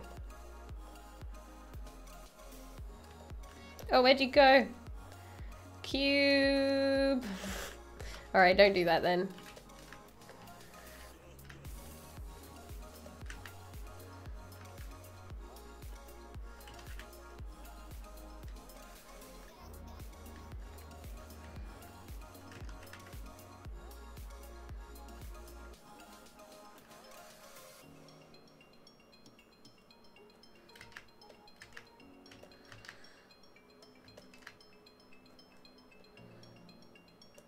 Doesn't have to be perfect. I'm just making room for it. I think that needs to be a lot lower though.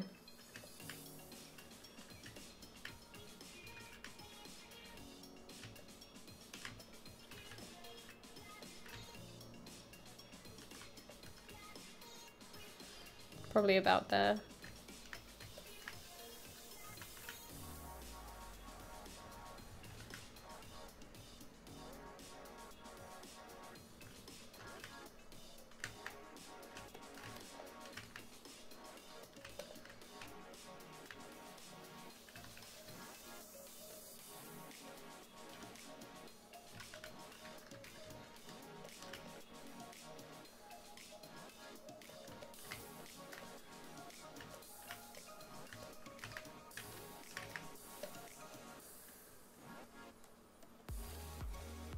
Oh, before it wasn't letting me scale that separately. I wonder why.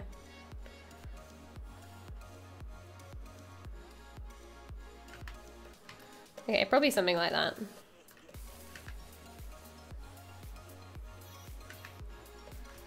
And then we can add the trigger here, which I'm just going to duplicate this and then just do this. So that's our trigger. Let's pretend. Okay.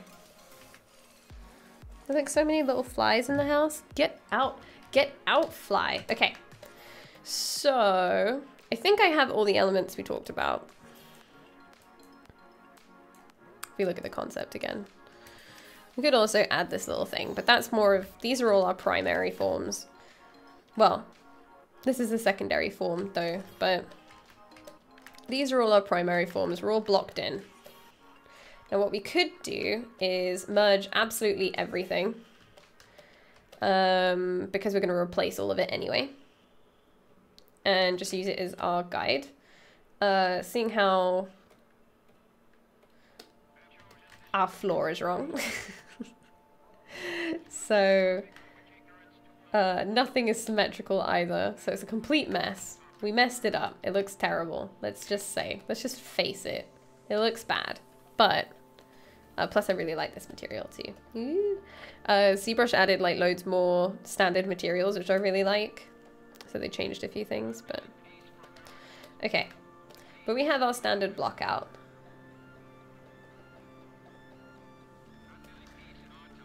Can you give me some advice on a model of mine? Of course, post it in the chat, go for it.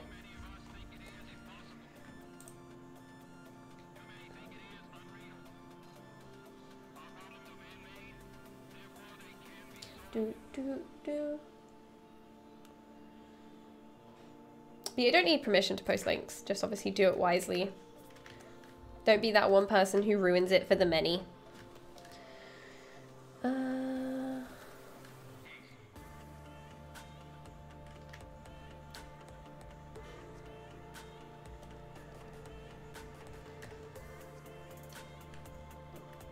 So yeah, this looks bad.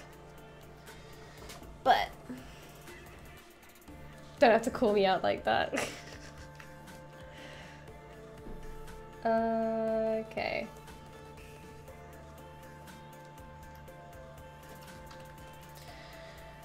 I think we have everything. What do you guys think? Do you think I've missed anything?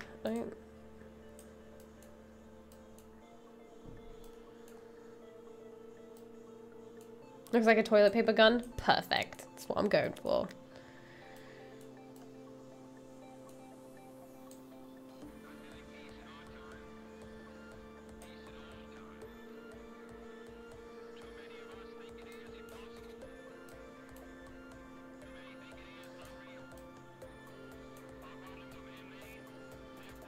Yeah, I think so.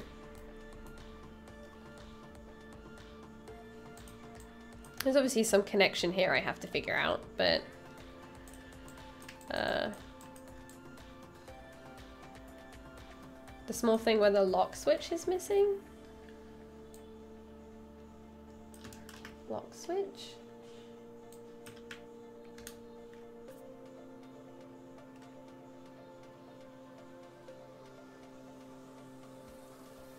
Oh, you mean this thing here? I need to sketch out what this connection is because I don't want to figure it out in 3D. Because the stock connects to this.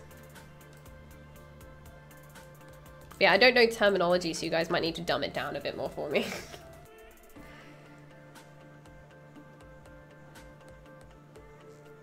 Oh, the cylindrical thing at the bottom of the grip. Oh no, yeah, we'll put that stuff in. So by block in, I mean the, not silhouette, but element block in, right?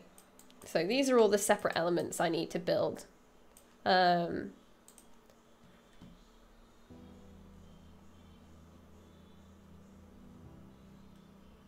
Nicholas, that link doesn't work, sorry. It just asks me to upload an image. But yeah, I just mean by, I'm blocking in elements, not, I guess elements build up the silhouette, but this part here is a secondary form, not a primary. So this here is the primary, and then this is the secondary. So if you were to take this element and you would say which part is the biggest form, it would be this piece. And then this is a secondary form. So I'm just trying to build in primaries right now, which I'm going to completely replace. We're not going to work from this at all. It's kind of like our little reference piece. So we have another hour. Let's see if we can use some of the new features other than the gizmo. So let's build maybe what can we use Booleans for? I guess we can do the water cooler part. I think that would be cool. Just as an easy piece, because that's quite easy. That's our largest form after all, so. Then you're doing just fine. Okay, sweet. Every time I want to sculpt a person, it ends up looking like a water character? I don't know what Swatter is.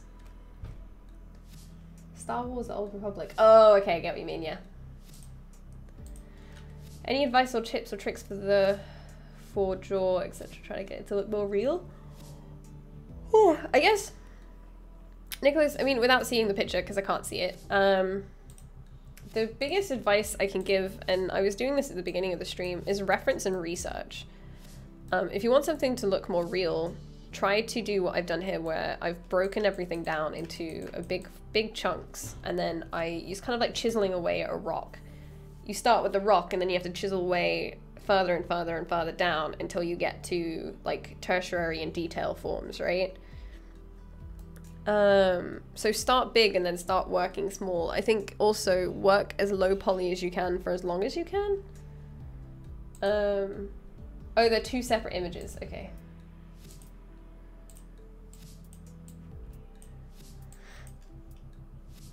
Yeah, I think it's just reference. If you look up the references of...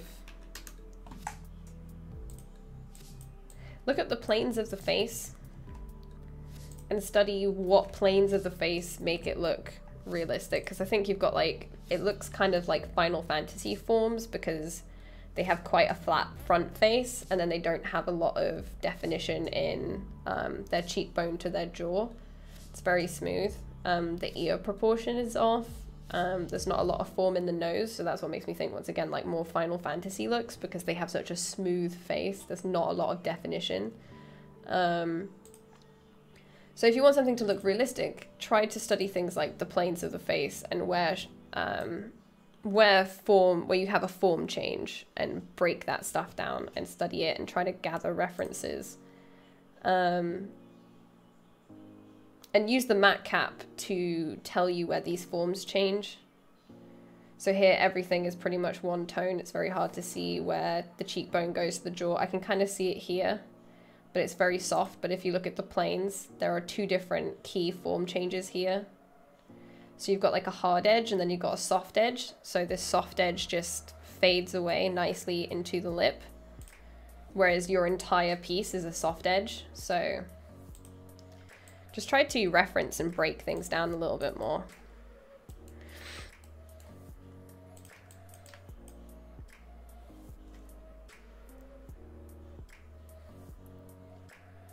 What do you say dragon is?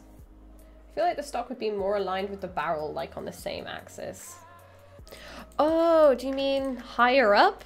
Maybe. Ooh, very good point. Maybe that's a lot higher. I think that's what helps to make it look chunkier, maybe.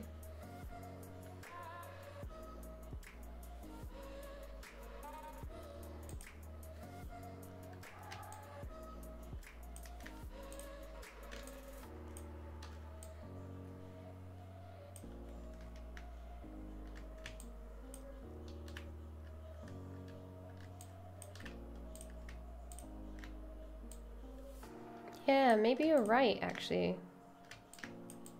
Ah, very good point. Thank you. It means this is probably a lot longer.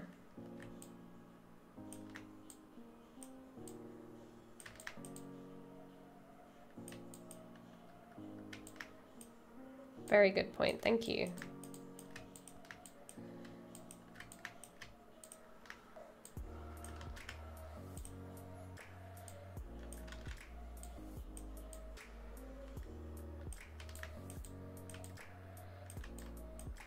I want to start with a circle. How do I make it low poly?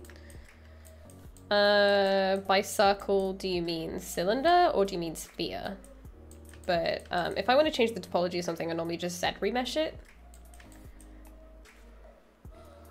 Why is it helpful to work with low poly when you're a beginner? Oh, I don't mean as a beginner, I mean like any stage of your learning. By low poly, I mean have subdivisions that are very low.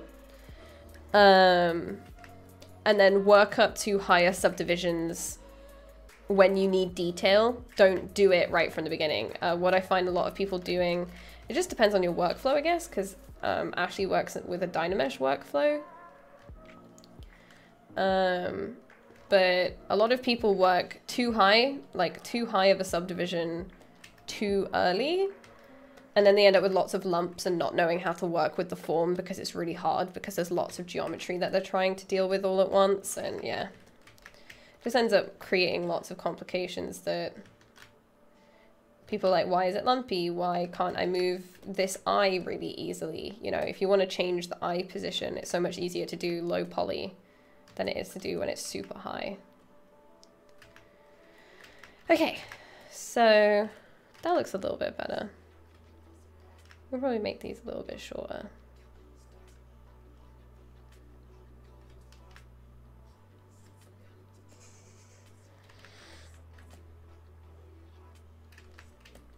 Bye, Grubber. Thank you so much for coming. Okay.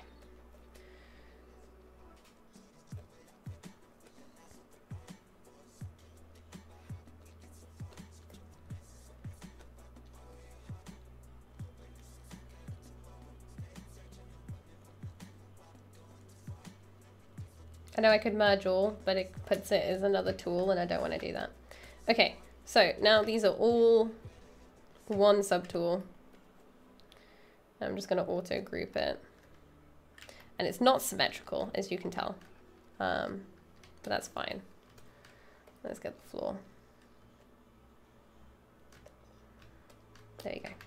So yeah, it's not symmetrical, it's not clean or anything, but we're going to rebuild a lot of stuff. So we're going to start with the water tank and then we're going to work our way out. ZBrush 408 transpose tool is amazing and easy to control compared to the previous transpose tool. Oh, transpose is still a thing. This is now the gizmo. So gizmo and transpose are two different things. You can go back to transpose. I forgot what the command for it was. I think it's like Q or something. Let's try it. Let's just try. There's more cream strawberries in the fridge if you want it. Thank you. No, it's not Q. Q is draw. What was it? Was it Alt Q? I forgot. You can toggle between it. So you can bring... Oh, it's Y. There we go. Yeah. So you can bring the transpose back. Because there's lots of cool stuff you can do with transpose. That you can't do with the gizmo. Ooh, it's Y. Awesome. But yeah. Man in the room. Man has brought me strawberries and cream. So... I'm so excited. Good? Yeah, super good, thank you. It's so hot.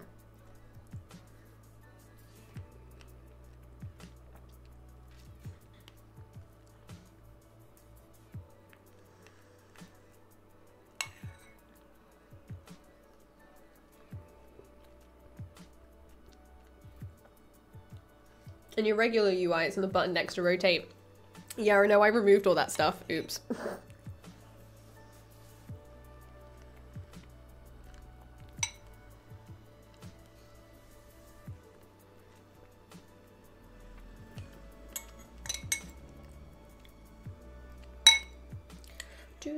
Do.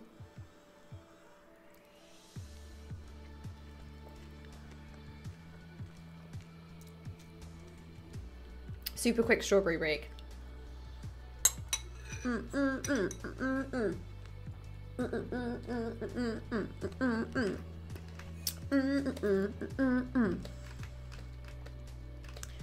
Okay, so let's get a cylinder in here. Ooh, they made the transpose, so they wrote the letters of which axis it was. Love it. Yes, London. It's supposed, apparently, it's the hottest day of the year. In case you didn't know. It is so boiling.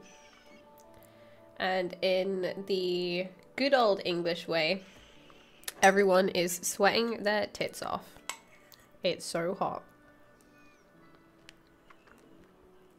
After this, I'm probably going to spend like half an hour and just sit in the park or sit in the garden or something.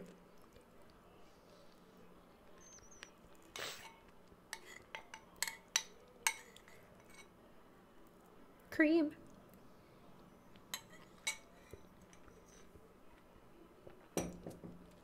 Titties. Which I realized apparently is only an English saying. Apparently.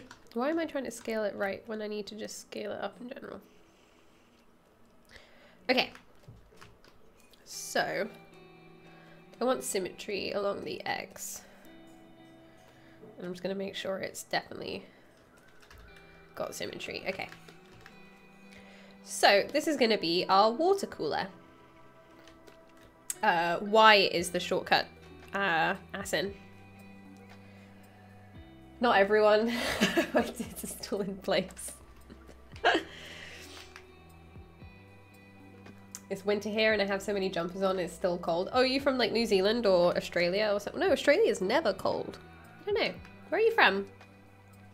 Oh, Aussie fashion. There we go. It is Aussie. So, what I'm gonna do, we need to get our water cooler references. Get ZModeler.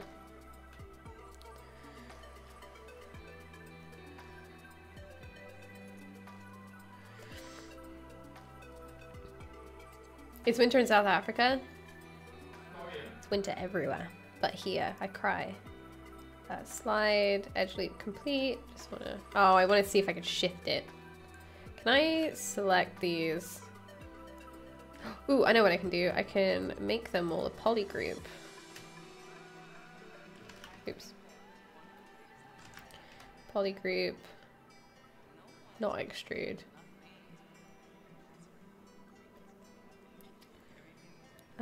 Poly group, poly loop? No? Okay, nope. Nope.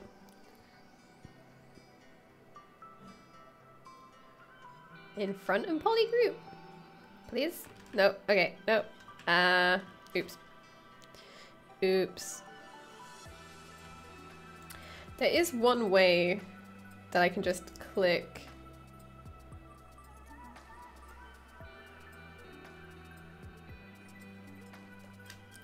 Bam.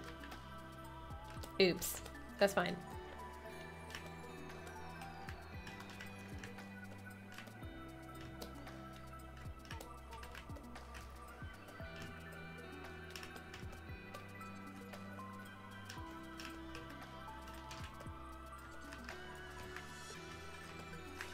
There is a way I can just hover over, Alt quickly select and then polygroup.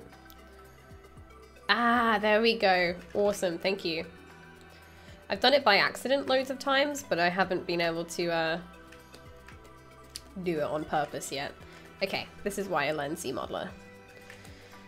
So if we just select this, oh wait, okay, Gizmo.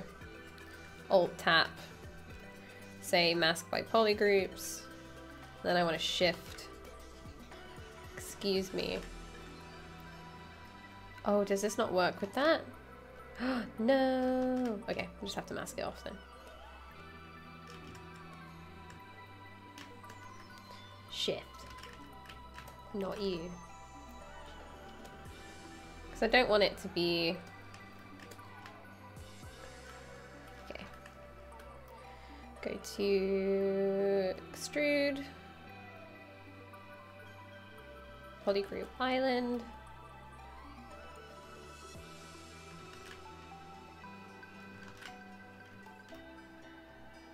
Why does it do that?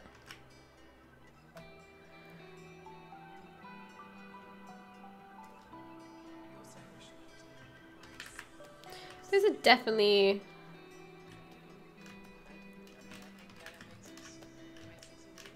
Why are those two different? Okay.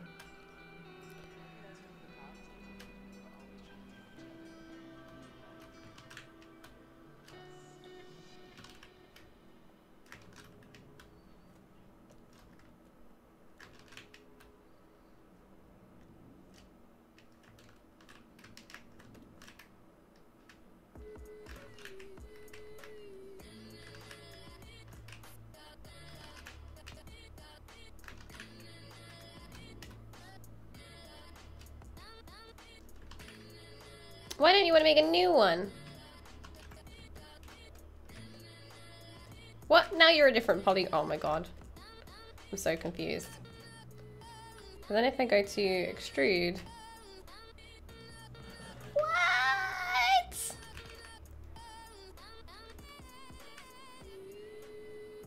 Can I please? Can I please just extrude? Please? What, please? Polygroup Island. Why? I just want to take this part. Oh, and then quickly select them, polygroup. Just alt select and use Q mesh. But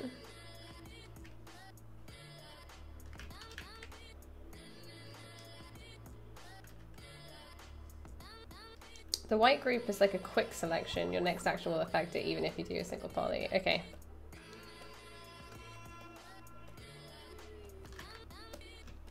Come here, you. Yes, I'll just do that. Okay.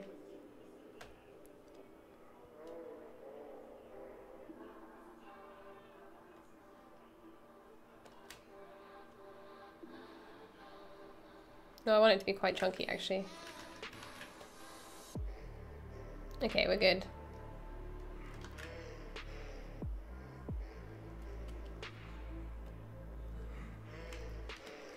Just do that, it's fine.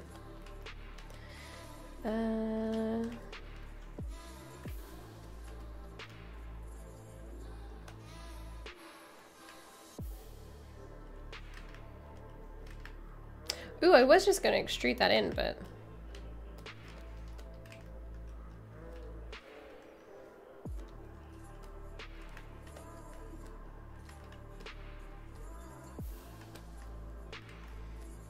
Chunky is definitely the word of the day.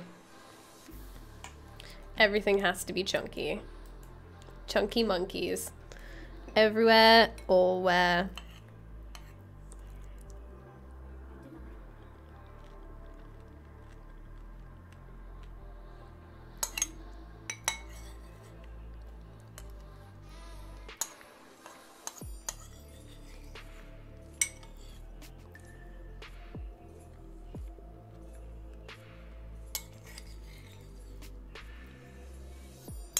No, Dorian, stay away. I finished them anyway, Dorian. Get out of here. Okay, so...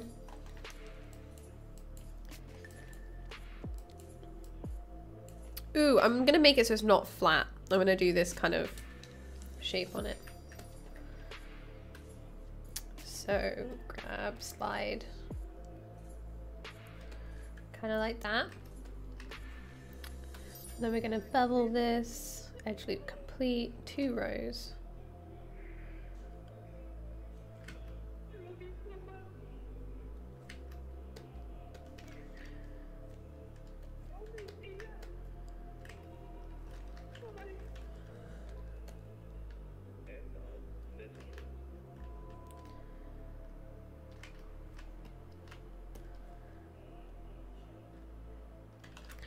I might actually delete this.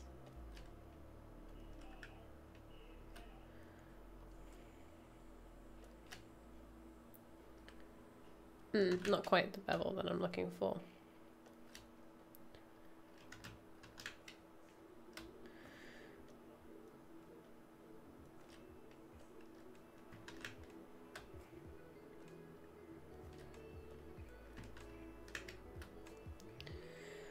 Because I don't want to crease it, I want them to be soft, so.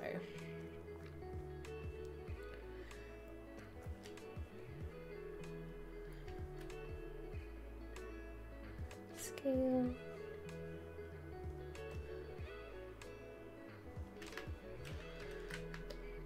Ba-doo, boop, boo, boo.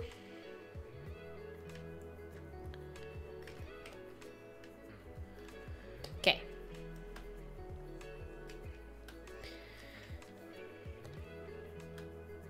Polygroup. Polygroup. Polyloop. Ah, there we go. Okay. So we don't want, is it? Yeah, it looks like it's the whole bottom of it.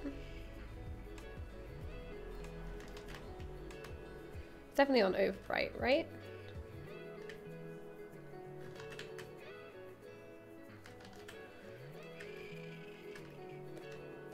Chunky tanky looking fancy. Oh my god, that's the best thing I think I've ever heard in my whole life.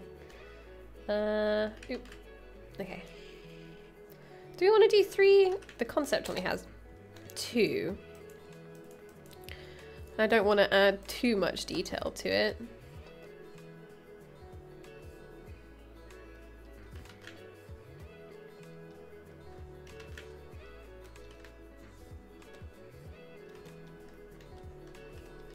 So instead of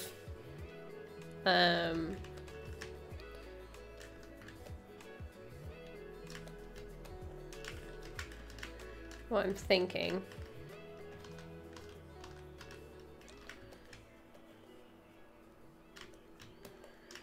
instead of extruding everything else, I'm actually just going to extrude this one.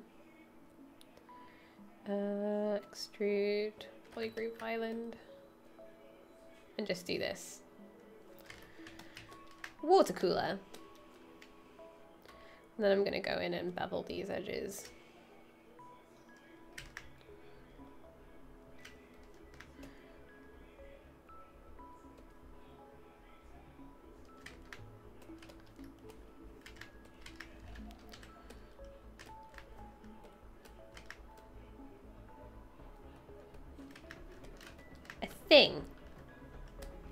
A thing has happened. Okay. So they're both pretty much the same width as well. So I'm thinking that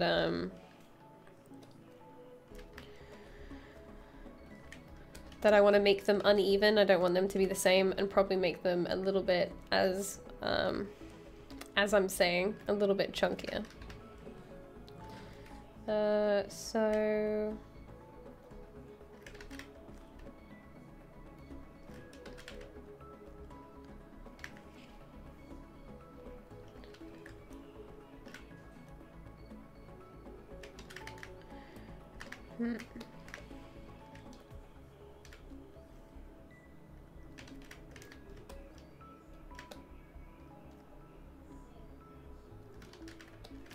or do I grab this piece?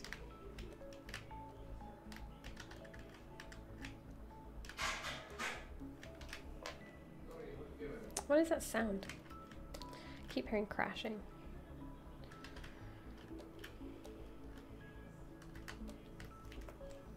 It was a new ZBrush focusing on hard surface stuff. I think a lot of the features that I've seen so far do introduce a lot of hard surface elements where more environment artists and hard surface artists can get involved in ZBrush, which I think is really cool.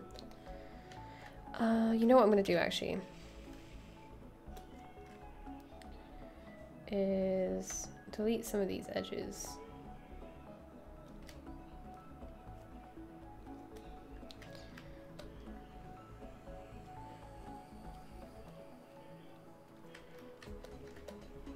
So it's a little bit simpler looking.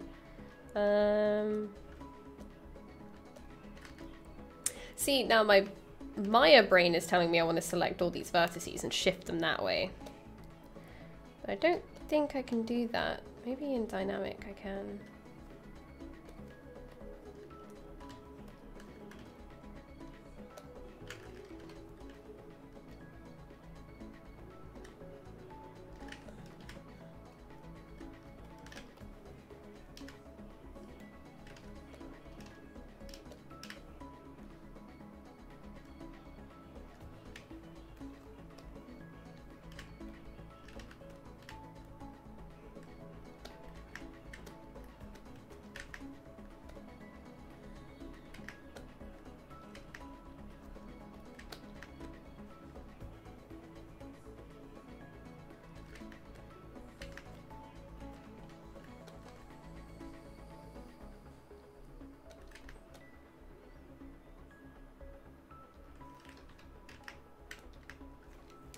We saw what Chick Fang did. Let's have a look.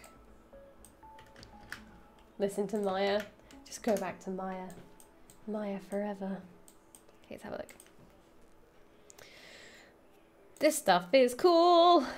See, this is the kind of stuff that I'm talking about where I'm like, that looks really cool and I think it's awesome, but I will never ever make it just because I'm just, I don't know, just not 100% sold on, I don't know, on making that kind of content.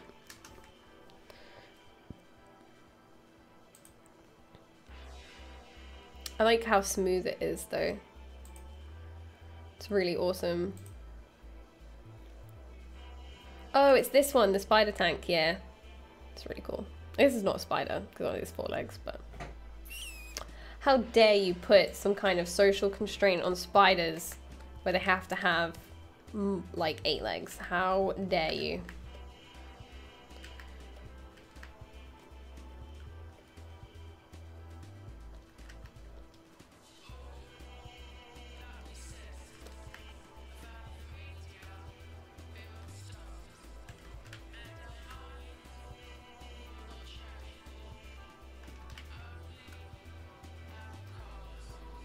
What?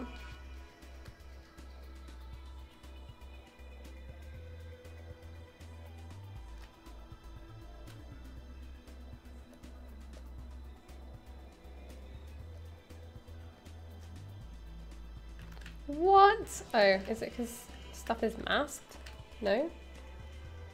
Okay, I have to get used to this. Insert, edge loop complete. How do I uncheck these? I'm so confused. Definitely in edge mode, right? Oh, I've got inset instead of insert. Lol. Lol, lol. Lol, lol, lol, lol, lol, lol, lol. I'm such a boob. It's when you're sure that you clicked one thing and you didn't.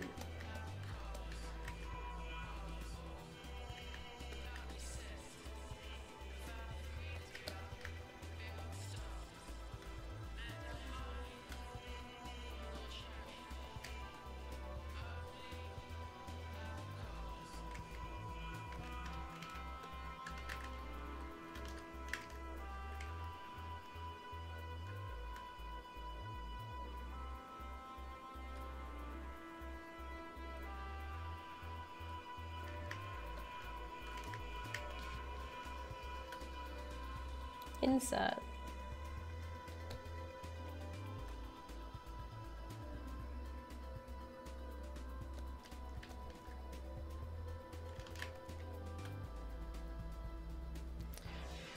Can I do, there's no like move or...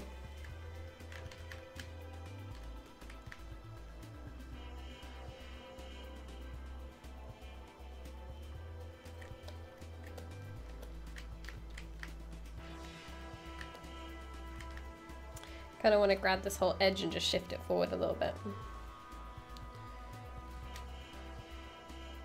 Yeah, like that. There we go. Yeah. Some kind of thing. I made it. Okay.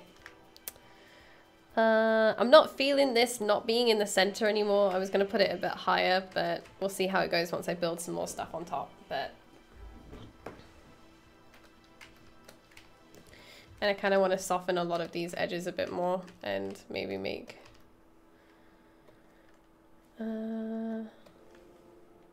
like deleting these edge loops. Maybe I should have just done Booleans that were just 1 rather than 2. Not Boolean, sorry.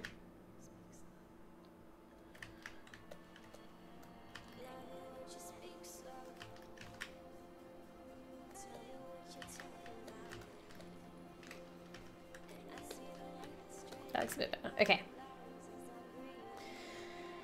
Okay, what else do we have to make? How long do we have? We have about 25 minutes left. 35 minutes left, sorry.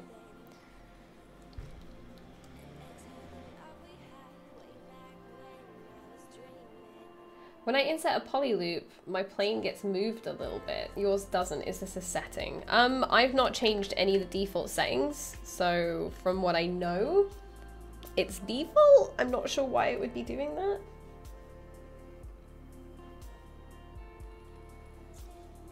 If you're an insert, you don't need to switch to delete. You can use Alt to delete. Ooh, fancy.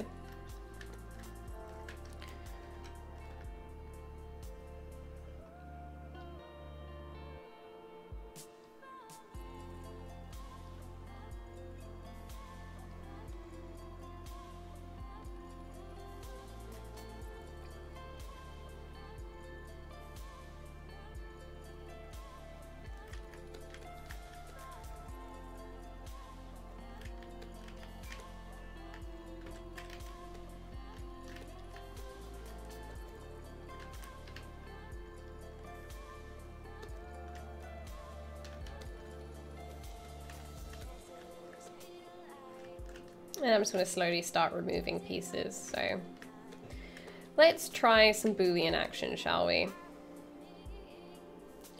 So what we're going to do is we're going to put the holes in this, which I'm not quite sure. Maybe I should do some research before that. Oh, I know what we could do.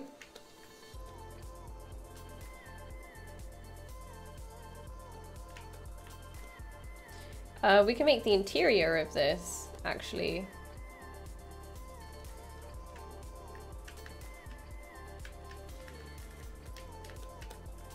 This doesn't have an interior yet, because it does have to be hollowed out.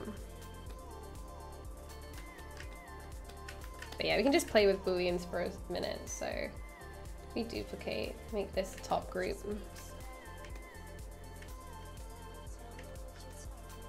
Hey Zazie, how you doing?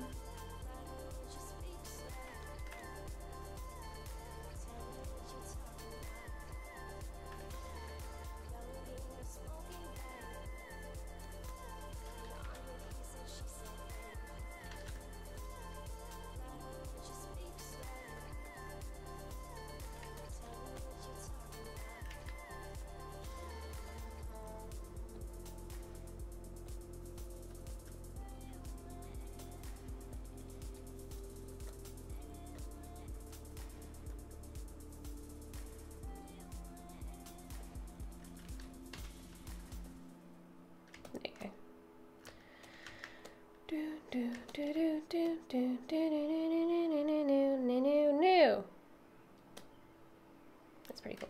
Okay.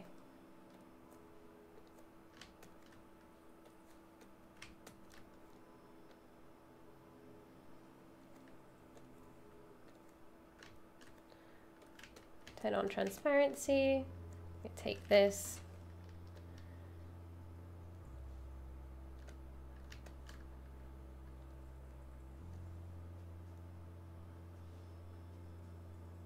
It keeps like, no, stop. Oh my gosh. Oh, it's because it's on symmetry, maybe? Yeah, okay.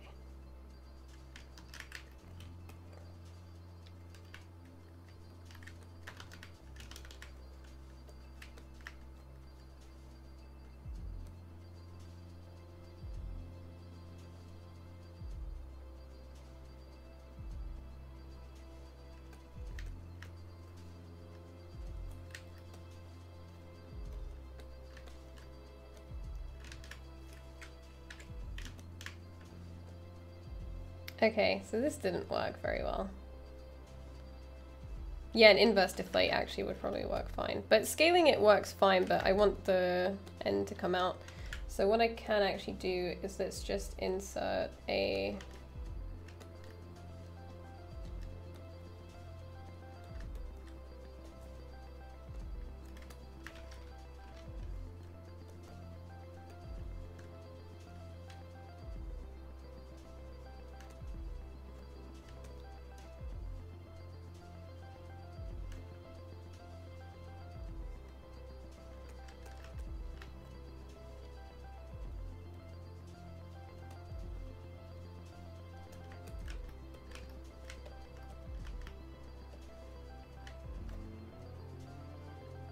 Yeah, I want to make sure there's like the neck there.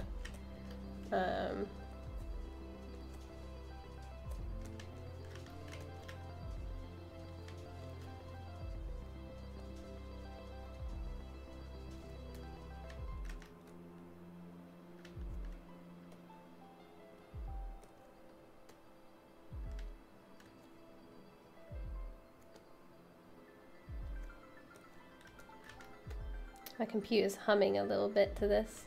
It's just like, ooh.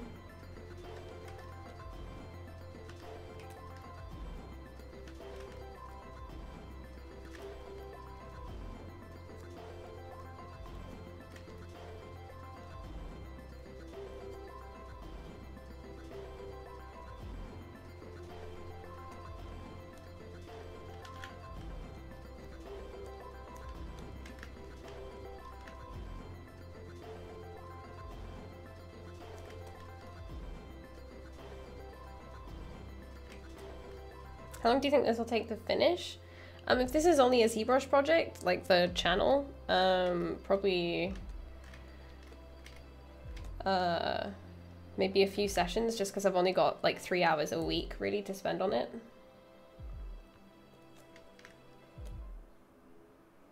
Ooh. See, that looks fine. But I probably want to deflate this a little bit more.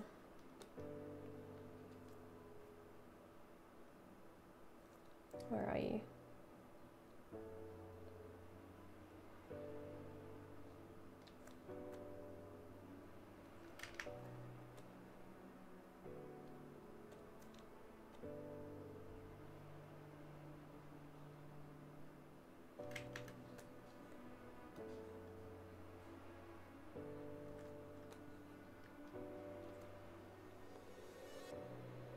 I need to clean out my computer, it's just whirring right now.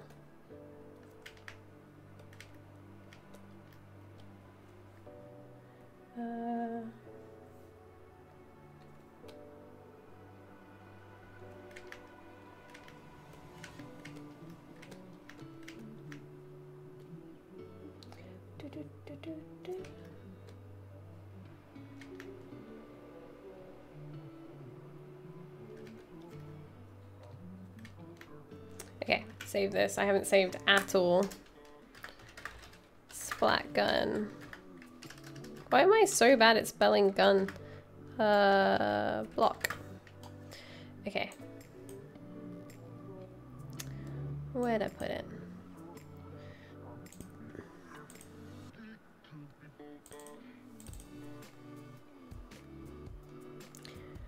Doo-doo. There is a lot to learn here. I have no idea what I'm doing.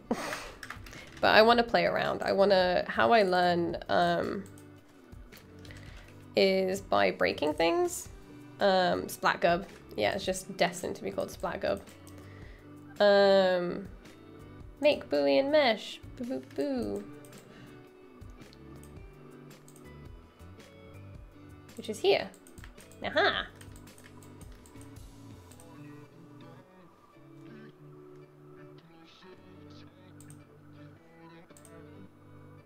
Oh.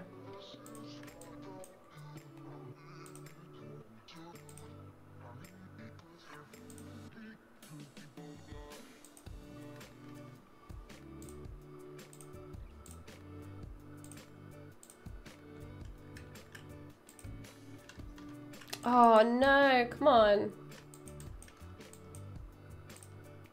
Oh, I just deleted my blocking. Ah! No, please no. I thought I appended the right thing. Why didn't I?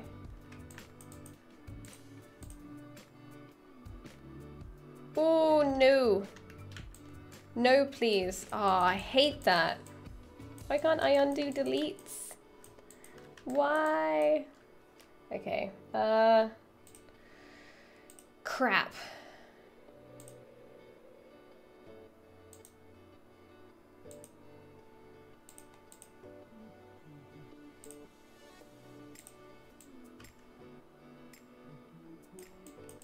Did I save it afterwards or before?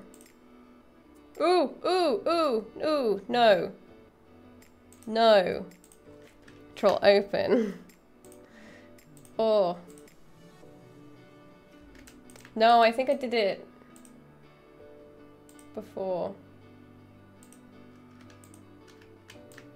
I think I did, no, I think I saved before. I think I saved after I already messed it up. Oh, what is my life? Okay, 1 minute, there's got to be a quick save.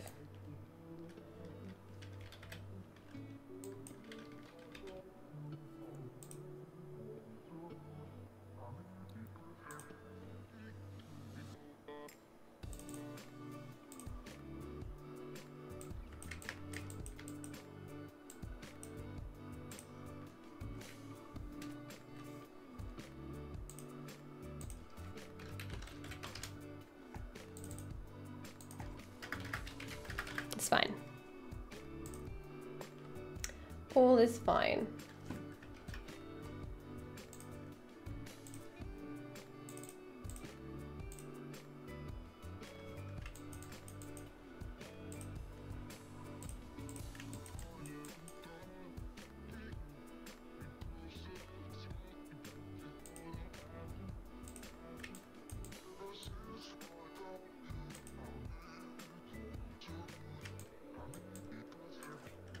Did I lose my appended one as well though? I bet I did. Okay, I have to redo that, that's fine. All right, 1 minute.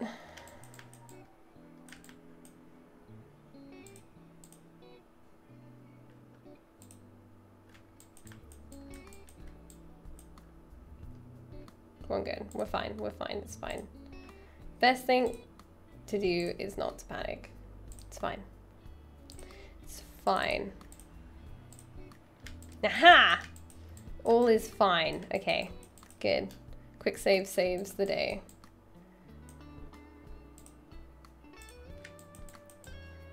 Perfection. Okay.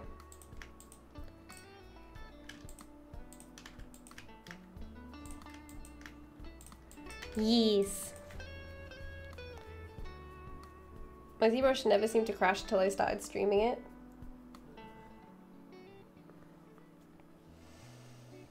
What's this playlist? It's just something that I made that's all royalty-free music. Let me get a link. So yeah, it's just royalty-free stuff that I've just put together that I know that I can listen to. That isn't like dubstep, because that's all that seems to happen. Another Aussie? No, sorry, I'm Canadian. I'm Canadian living in England. I'm so sorry. I do get mistaken for one a lot though.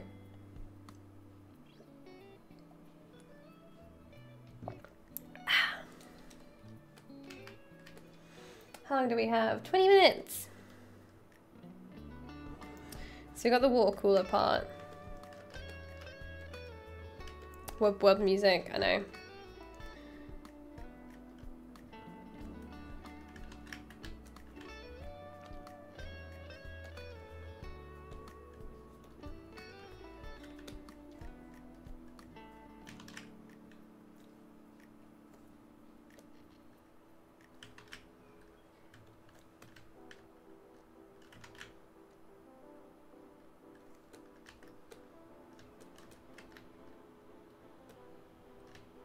Yeah, the accents fused together and created like this weird Aussie sounding thing. How are you finding the new gizmo? I'm getting used to it, but I really like it. Every now and again I keep thinking I should be using transpose, but it's what all the cool kids are listening to. I prefer like chill music, but the kids can listen to what the kids want to, but this old lady wants to listen to chill. I want to listen to chill stuff, please. Please, thank you. Oh my god, have you guys noticed that the holes don't go all the way through? Okay.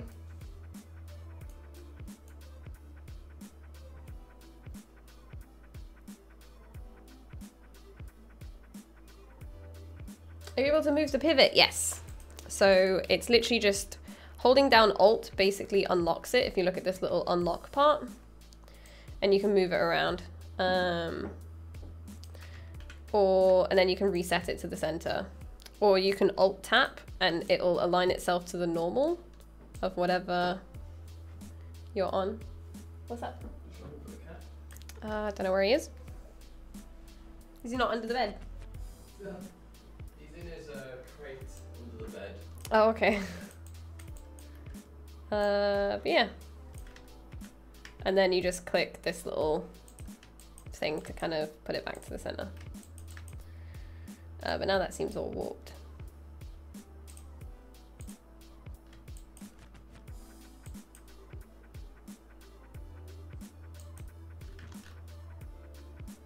Sticky mode.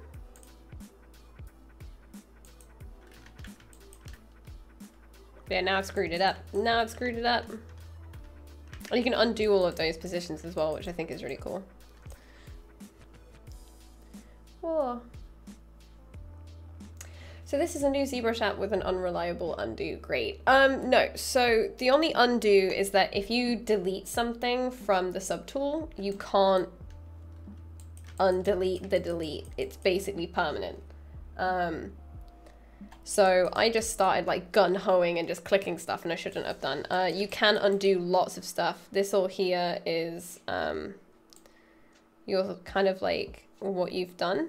So it's kind of like your timeline of all the movements and changes that you've made. And those get really, really, really, really long. Yeah, you have to hold Alt to move this around, which unlocks it.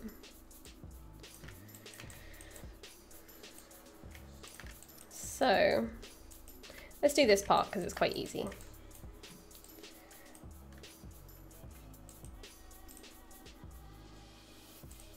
And it still requires a Boolean, so let's go.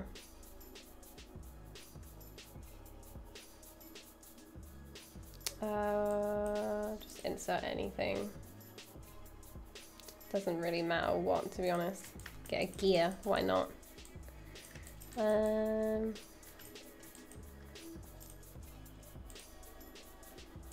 know why it does that. I thought it would just replace it with a cube, but it doesn't. Cube.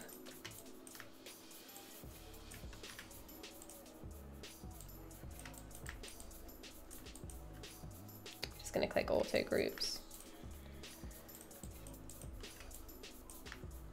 So let's turn off perspective because it's a bit confusing when working with this kind of stuff. And then we're going to make sure that we have symmetry on.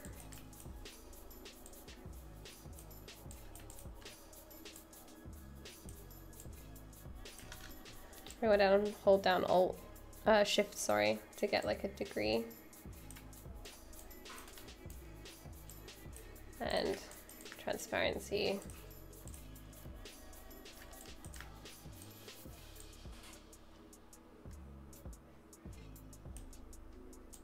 So this part we said in our sketch goes up behind the, is it the barrel? Yeah, the barrel or the muzzle. So what we want to do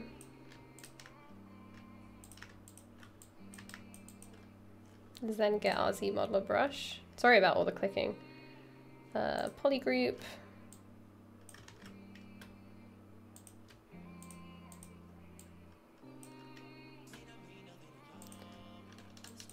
And then we want to extrude this up.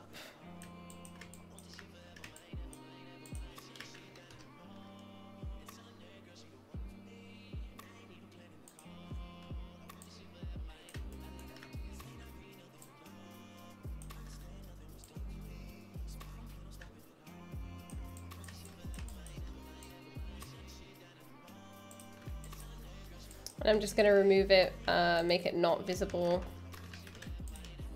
here, just so I can kind of see what I'm doing against the block out and this.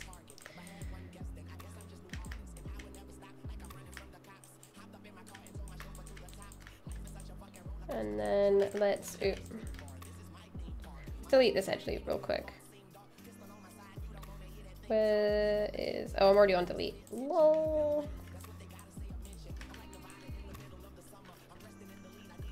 Then we're gonna Alt tap to here. Yeah, okay. Got any tips for making shoulders or arms for big animals or pandas? Shoulder arms for big animals and pandas. It would just be blocking it out, really. Make sure that you have a really solid block out before you're tackling like things like that. If you haven't done anything before, try to plan it out first. And that's really the only good advice that I can give for anything. Is just make sure that how I like to model characters is I create a base mesh out of several pieces. So I'll build like the shoulder, like the deltoids in one sphere. Then I'll build the bicep and the tricep in just like a cylinder. And then I'll build the forearm in a cylinder. You know, I'll make it all out of separate parts and then eventually dynamesh it together. But yeah, it's kind of just like... I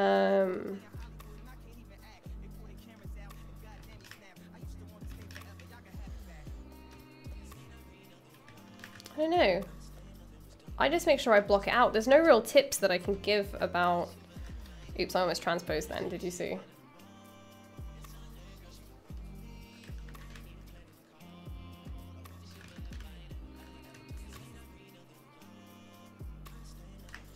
There's no real tips, I think, that I can give about doing that very specific thing other than plan it out. And plan it out well, you know? Just try to make it so you're not surprised about any part of it, I guess.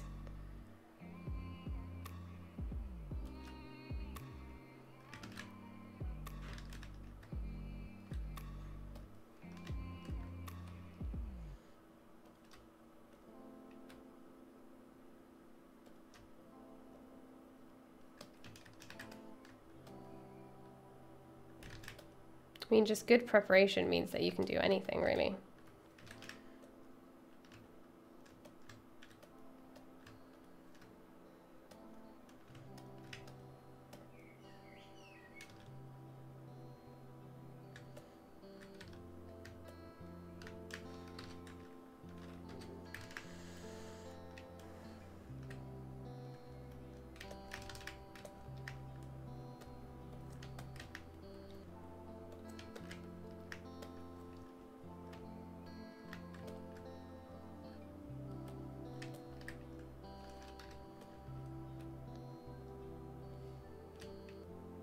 I wonder if it's not called bevel, if it's called something else.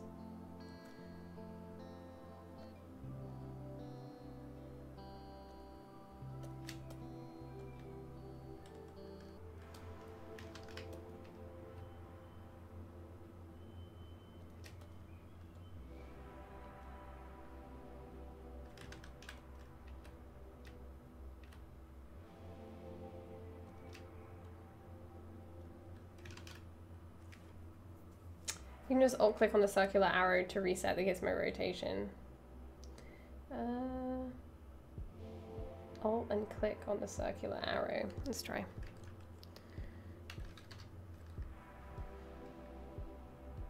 Circular arrow. This one. Oh, okay, yeah. I get what you mean.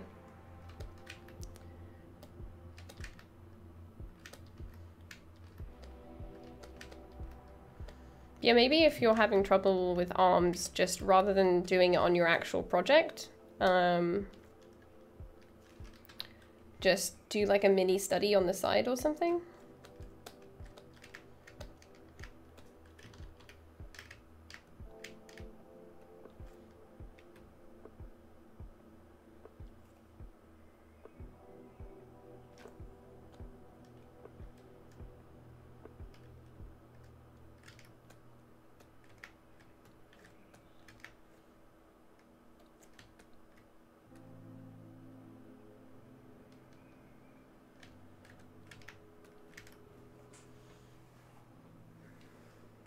How do you commit the booleans?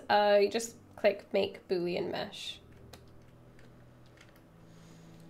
The panda's currently in T-pose right now. Yeah, then just, I don't know, maybe, I'm not sure what your 2D skills are like, but normally I just sketch something out if I really struggle with it.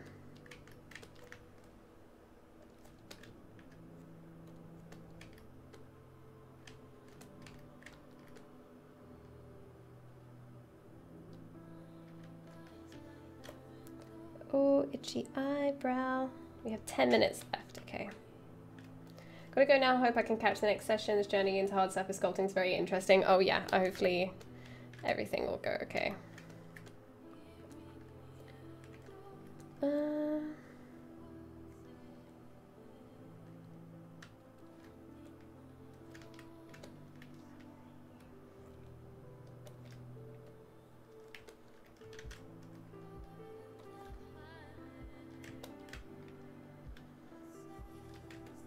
Oh, I know why the bevel was going weird, because I had it masked, that's why.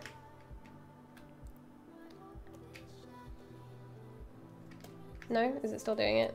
Oh no, okay, cool.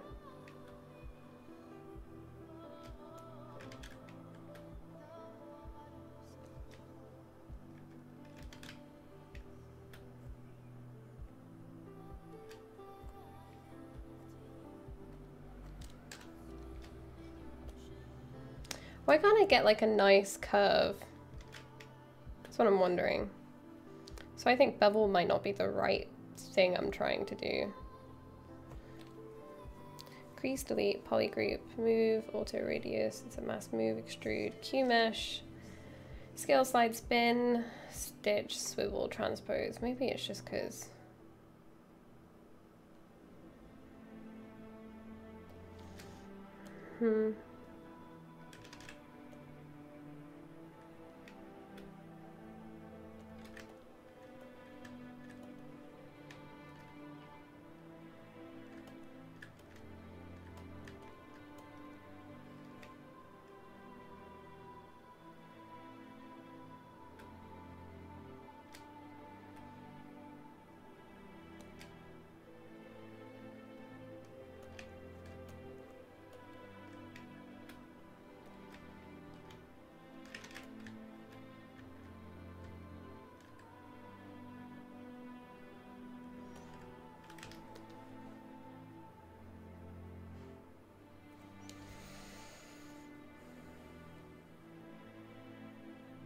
She only shows you the button, but the button is under the subtool menu. Oh yeah, sorry, I have everything on my overlay. But yeah, it's Boolean, everything's in here. If you use dynamic subdivision, make sure that you check DS div before you commit your Boolean, otherwise it won't accept that. But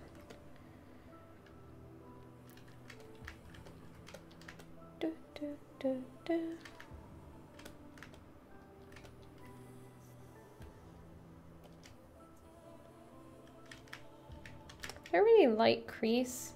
I never quite get the crease that I want. Where is crease menu? Crease level.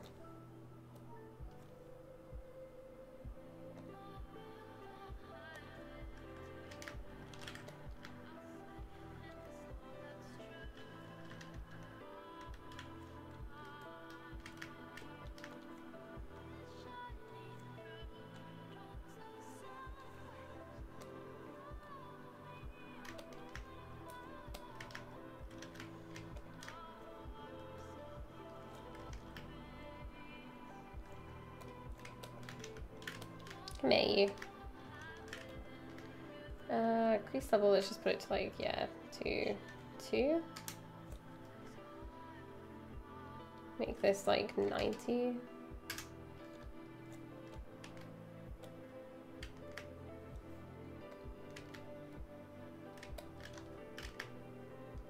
What was this at before? 80.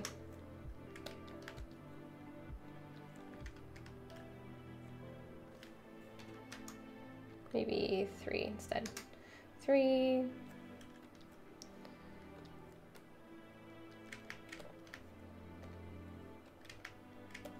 It's just this part gets a bit messed up. I wonder why. Oh, because this is increased as well.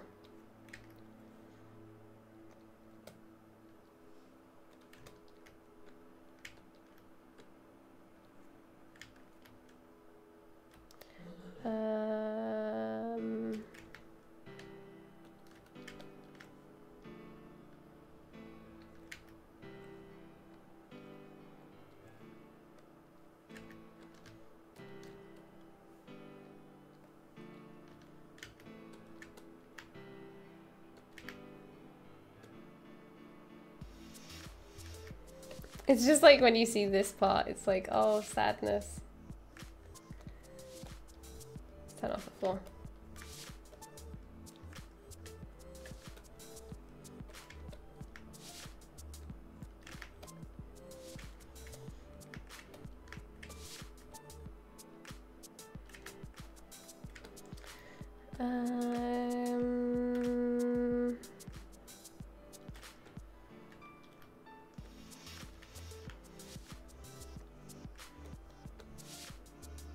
That doesn't look too bad. I still think these edges are far too hard.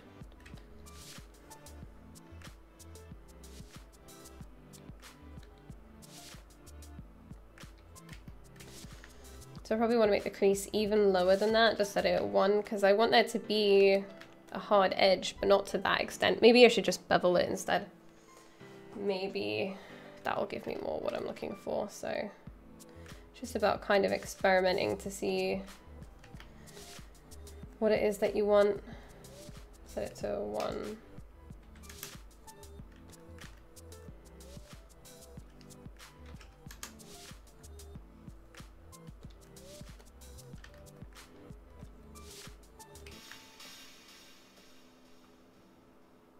Okay, well, that looks fine.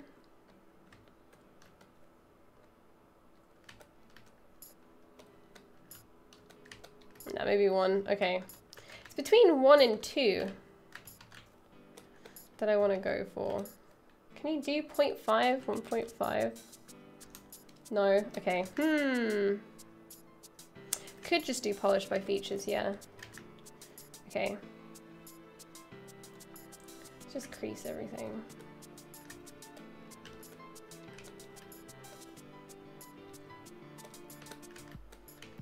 Oh no, that looks fine. Oh, I don't know.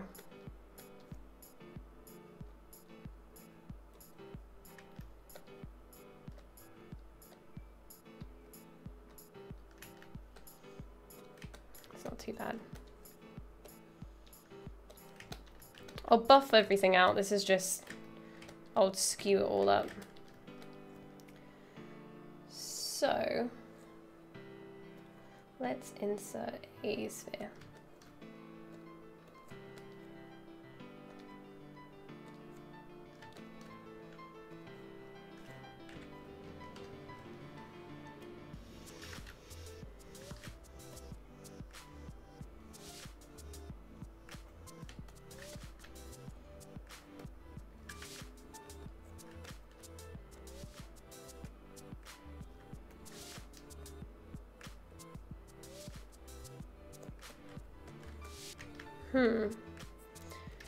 So with Booleans, I want to Boolean this out of this. Oh, there we go. It's just because I had thingy on. So this kind of has like a indent coming out of it. I'm not sure if you guys can see. Right here. How long do we have? It's 3 minutes left. Oh my gosh, I just started concentrating and I've just kind of lost the whole plot. If you guys have any questions or anything, please ask now because I'm gonna get going soon. But this has been more just me figuring out kind of some of the new tools for myself because I haven't had a chance to work on them yet. But we are back next week.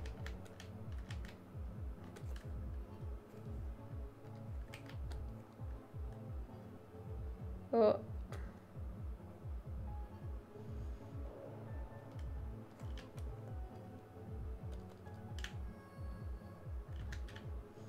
So if you guys have, I'm probably going to keep doing this next week, just because I want to start working on it.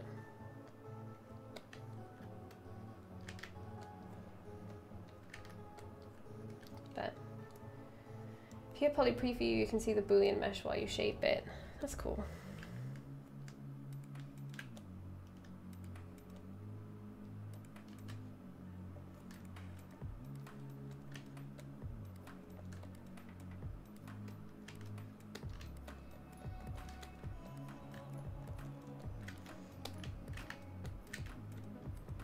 That's kind of that thing. What are you doing? I'm just booleaning out a thing. Just kind of just like a crease in the mesh. Make Boolean mesh. Don't make the same mistake that we made last time. This is the new mesh. So let's go to turn off live Boolean.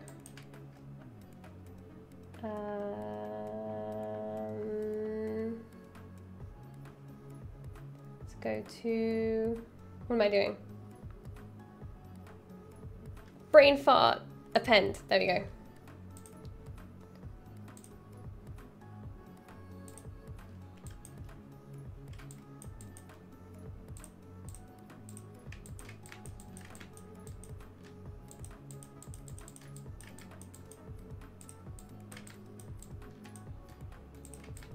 There's our thingy. Okay. So yeah, we only got 2 parts done really, but I'm gonna have a bit more practice with this week, get a little bit faster, do a bit more research, figure out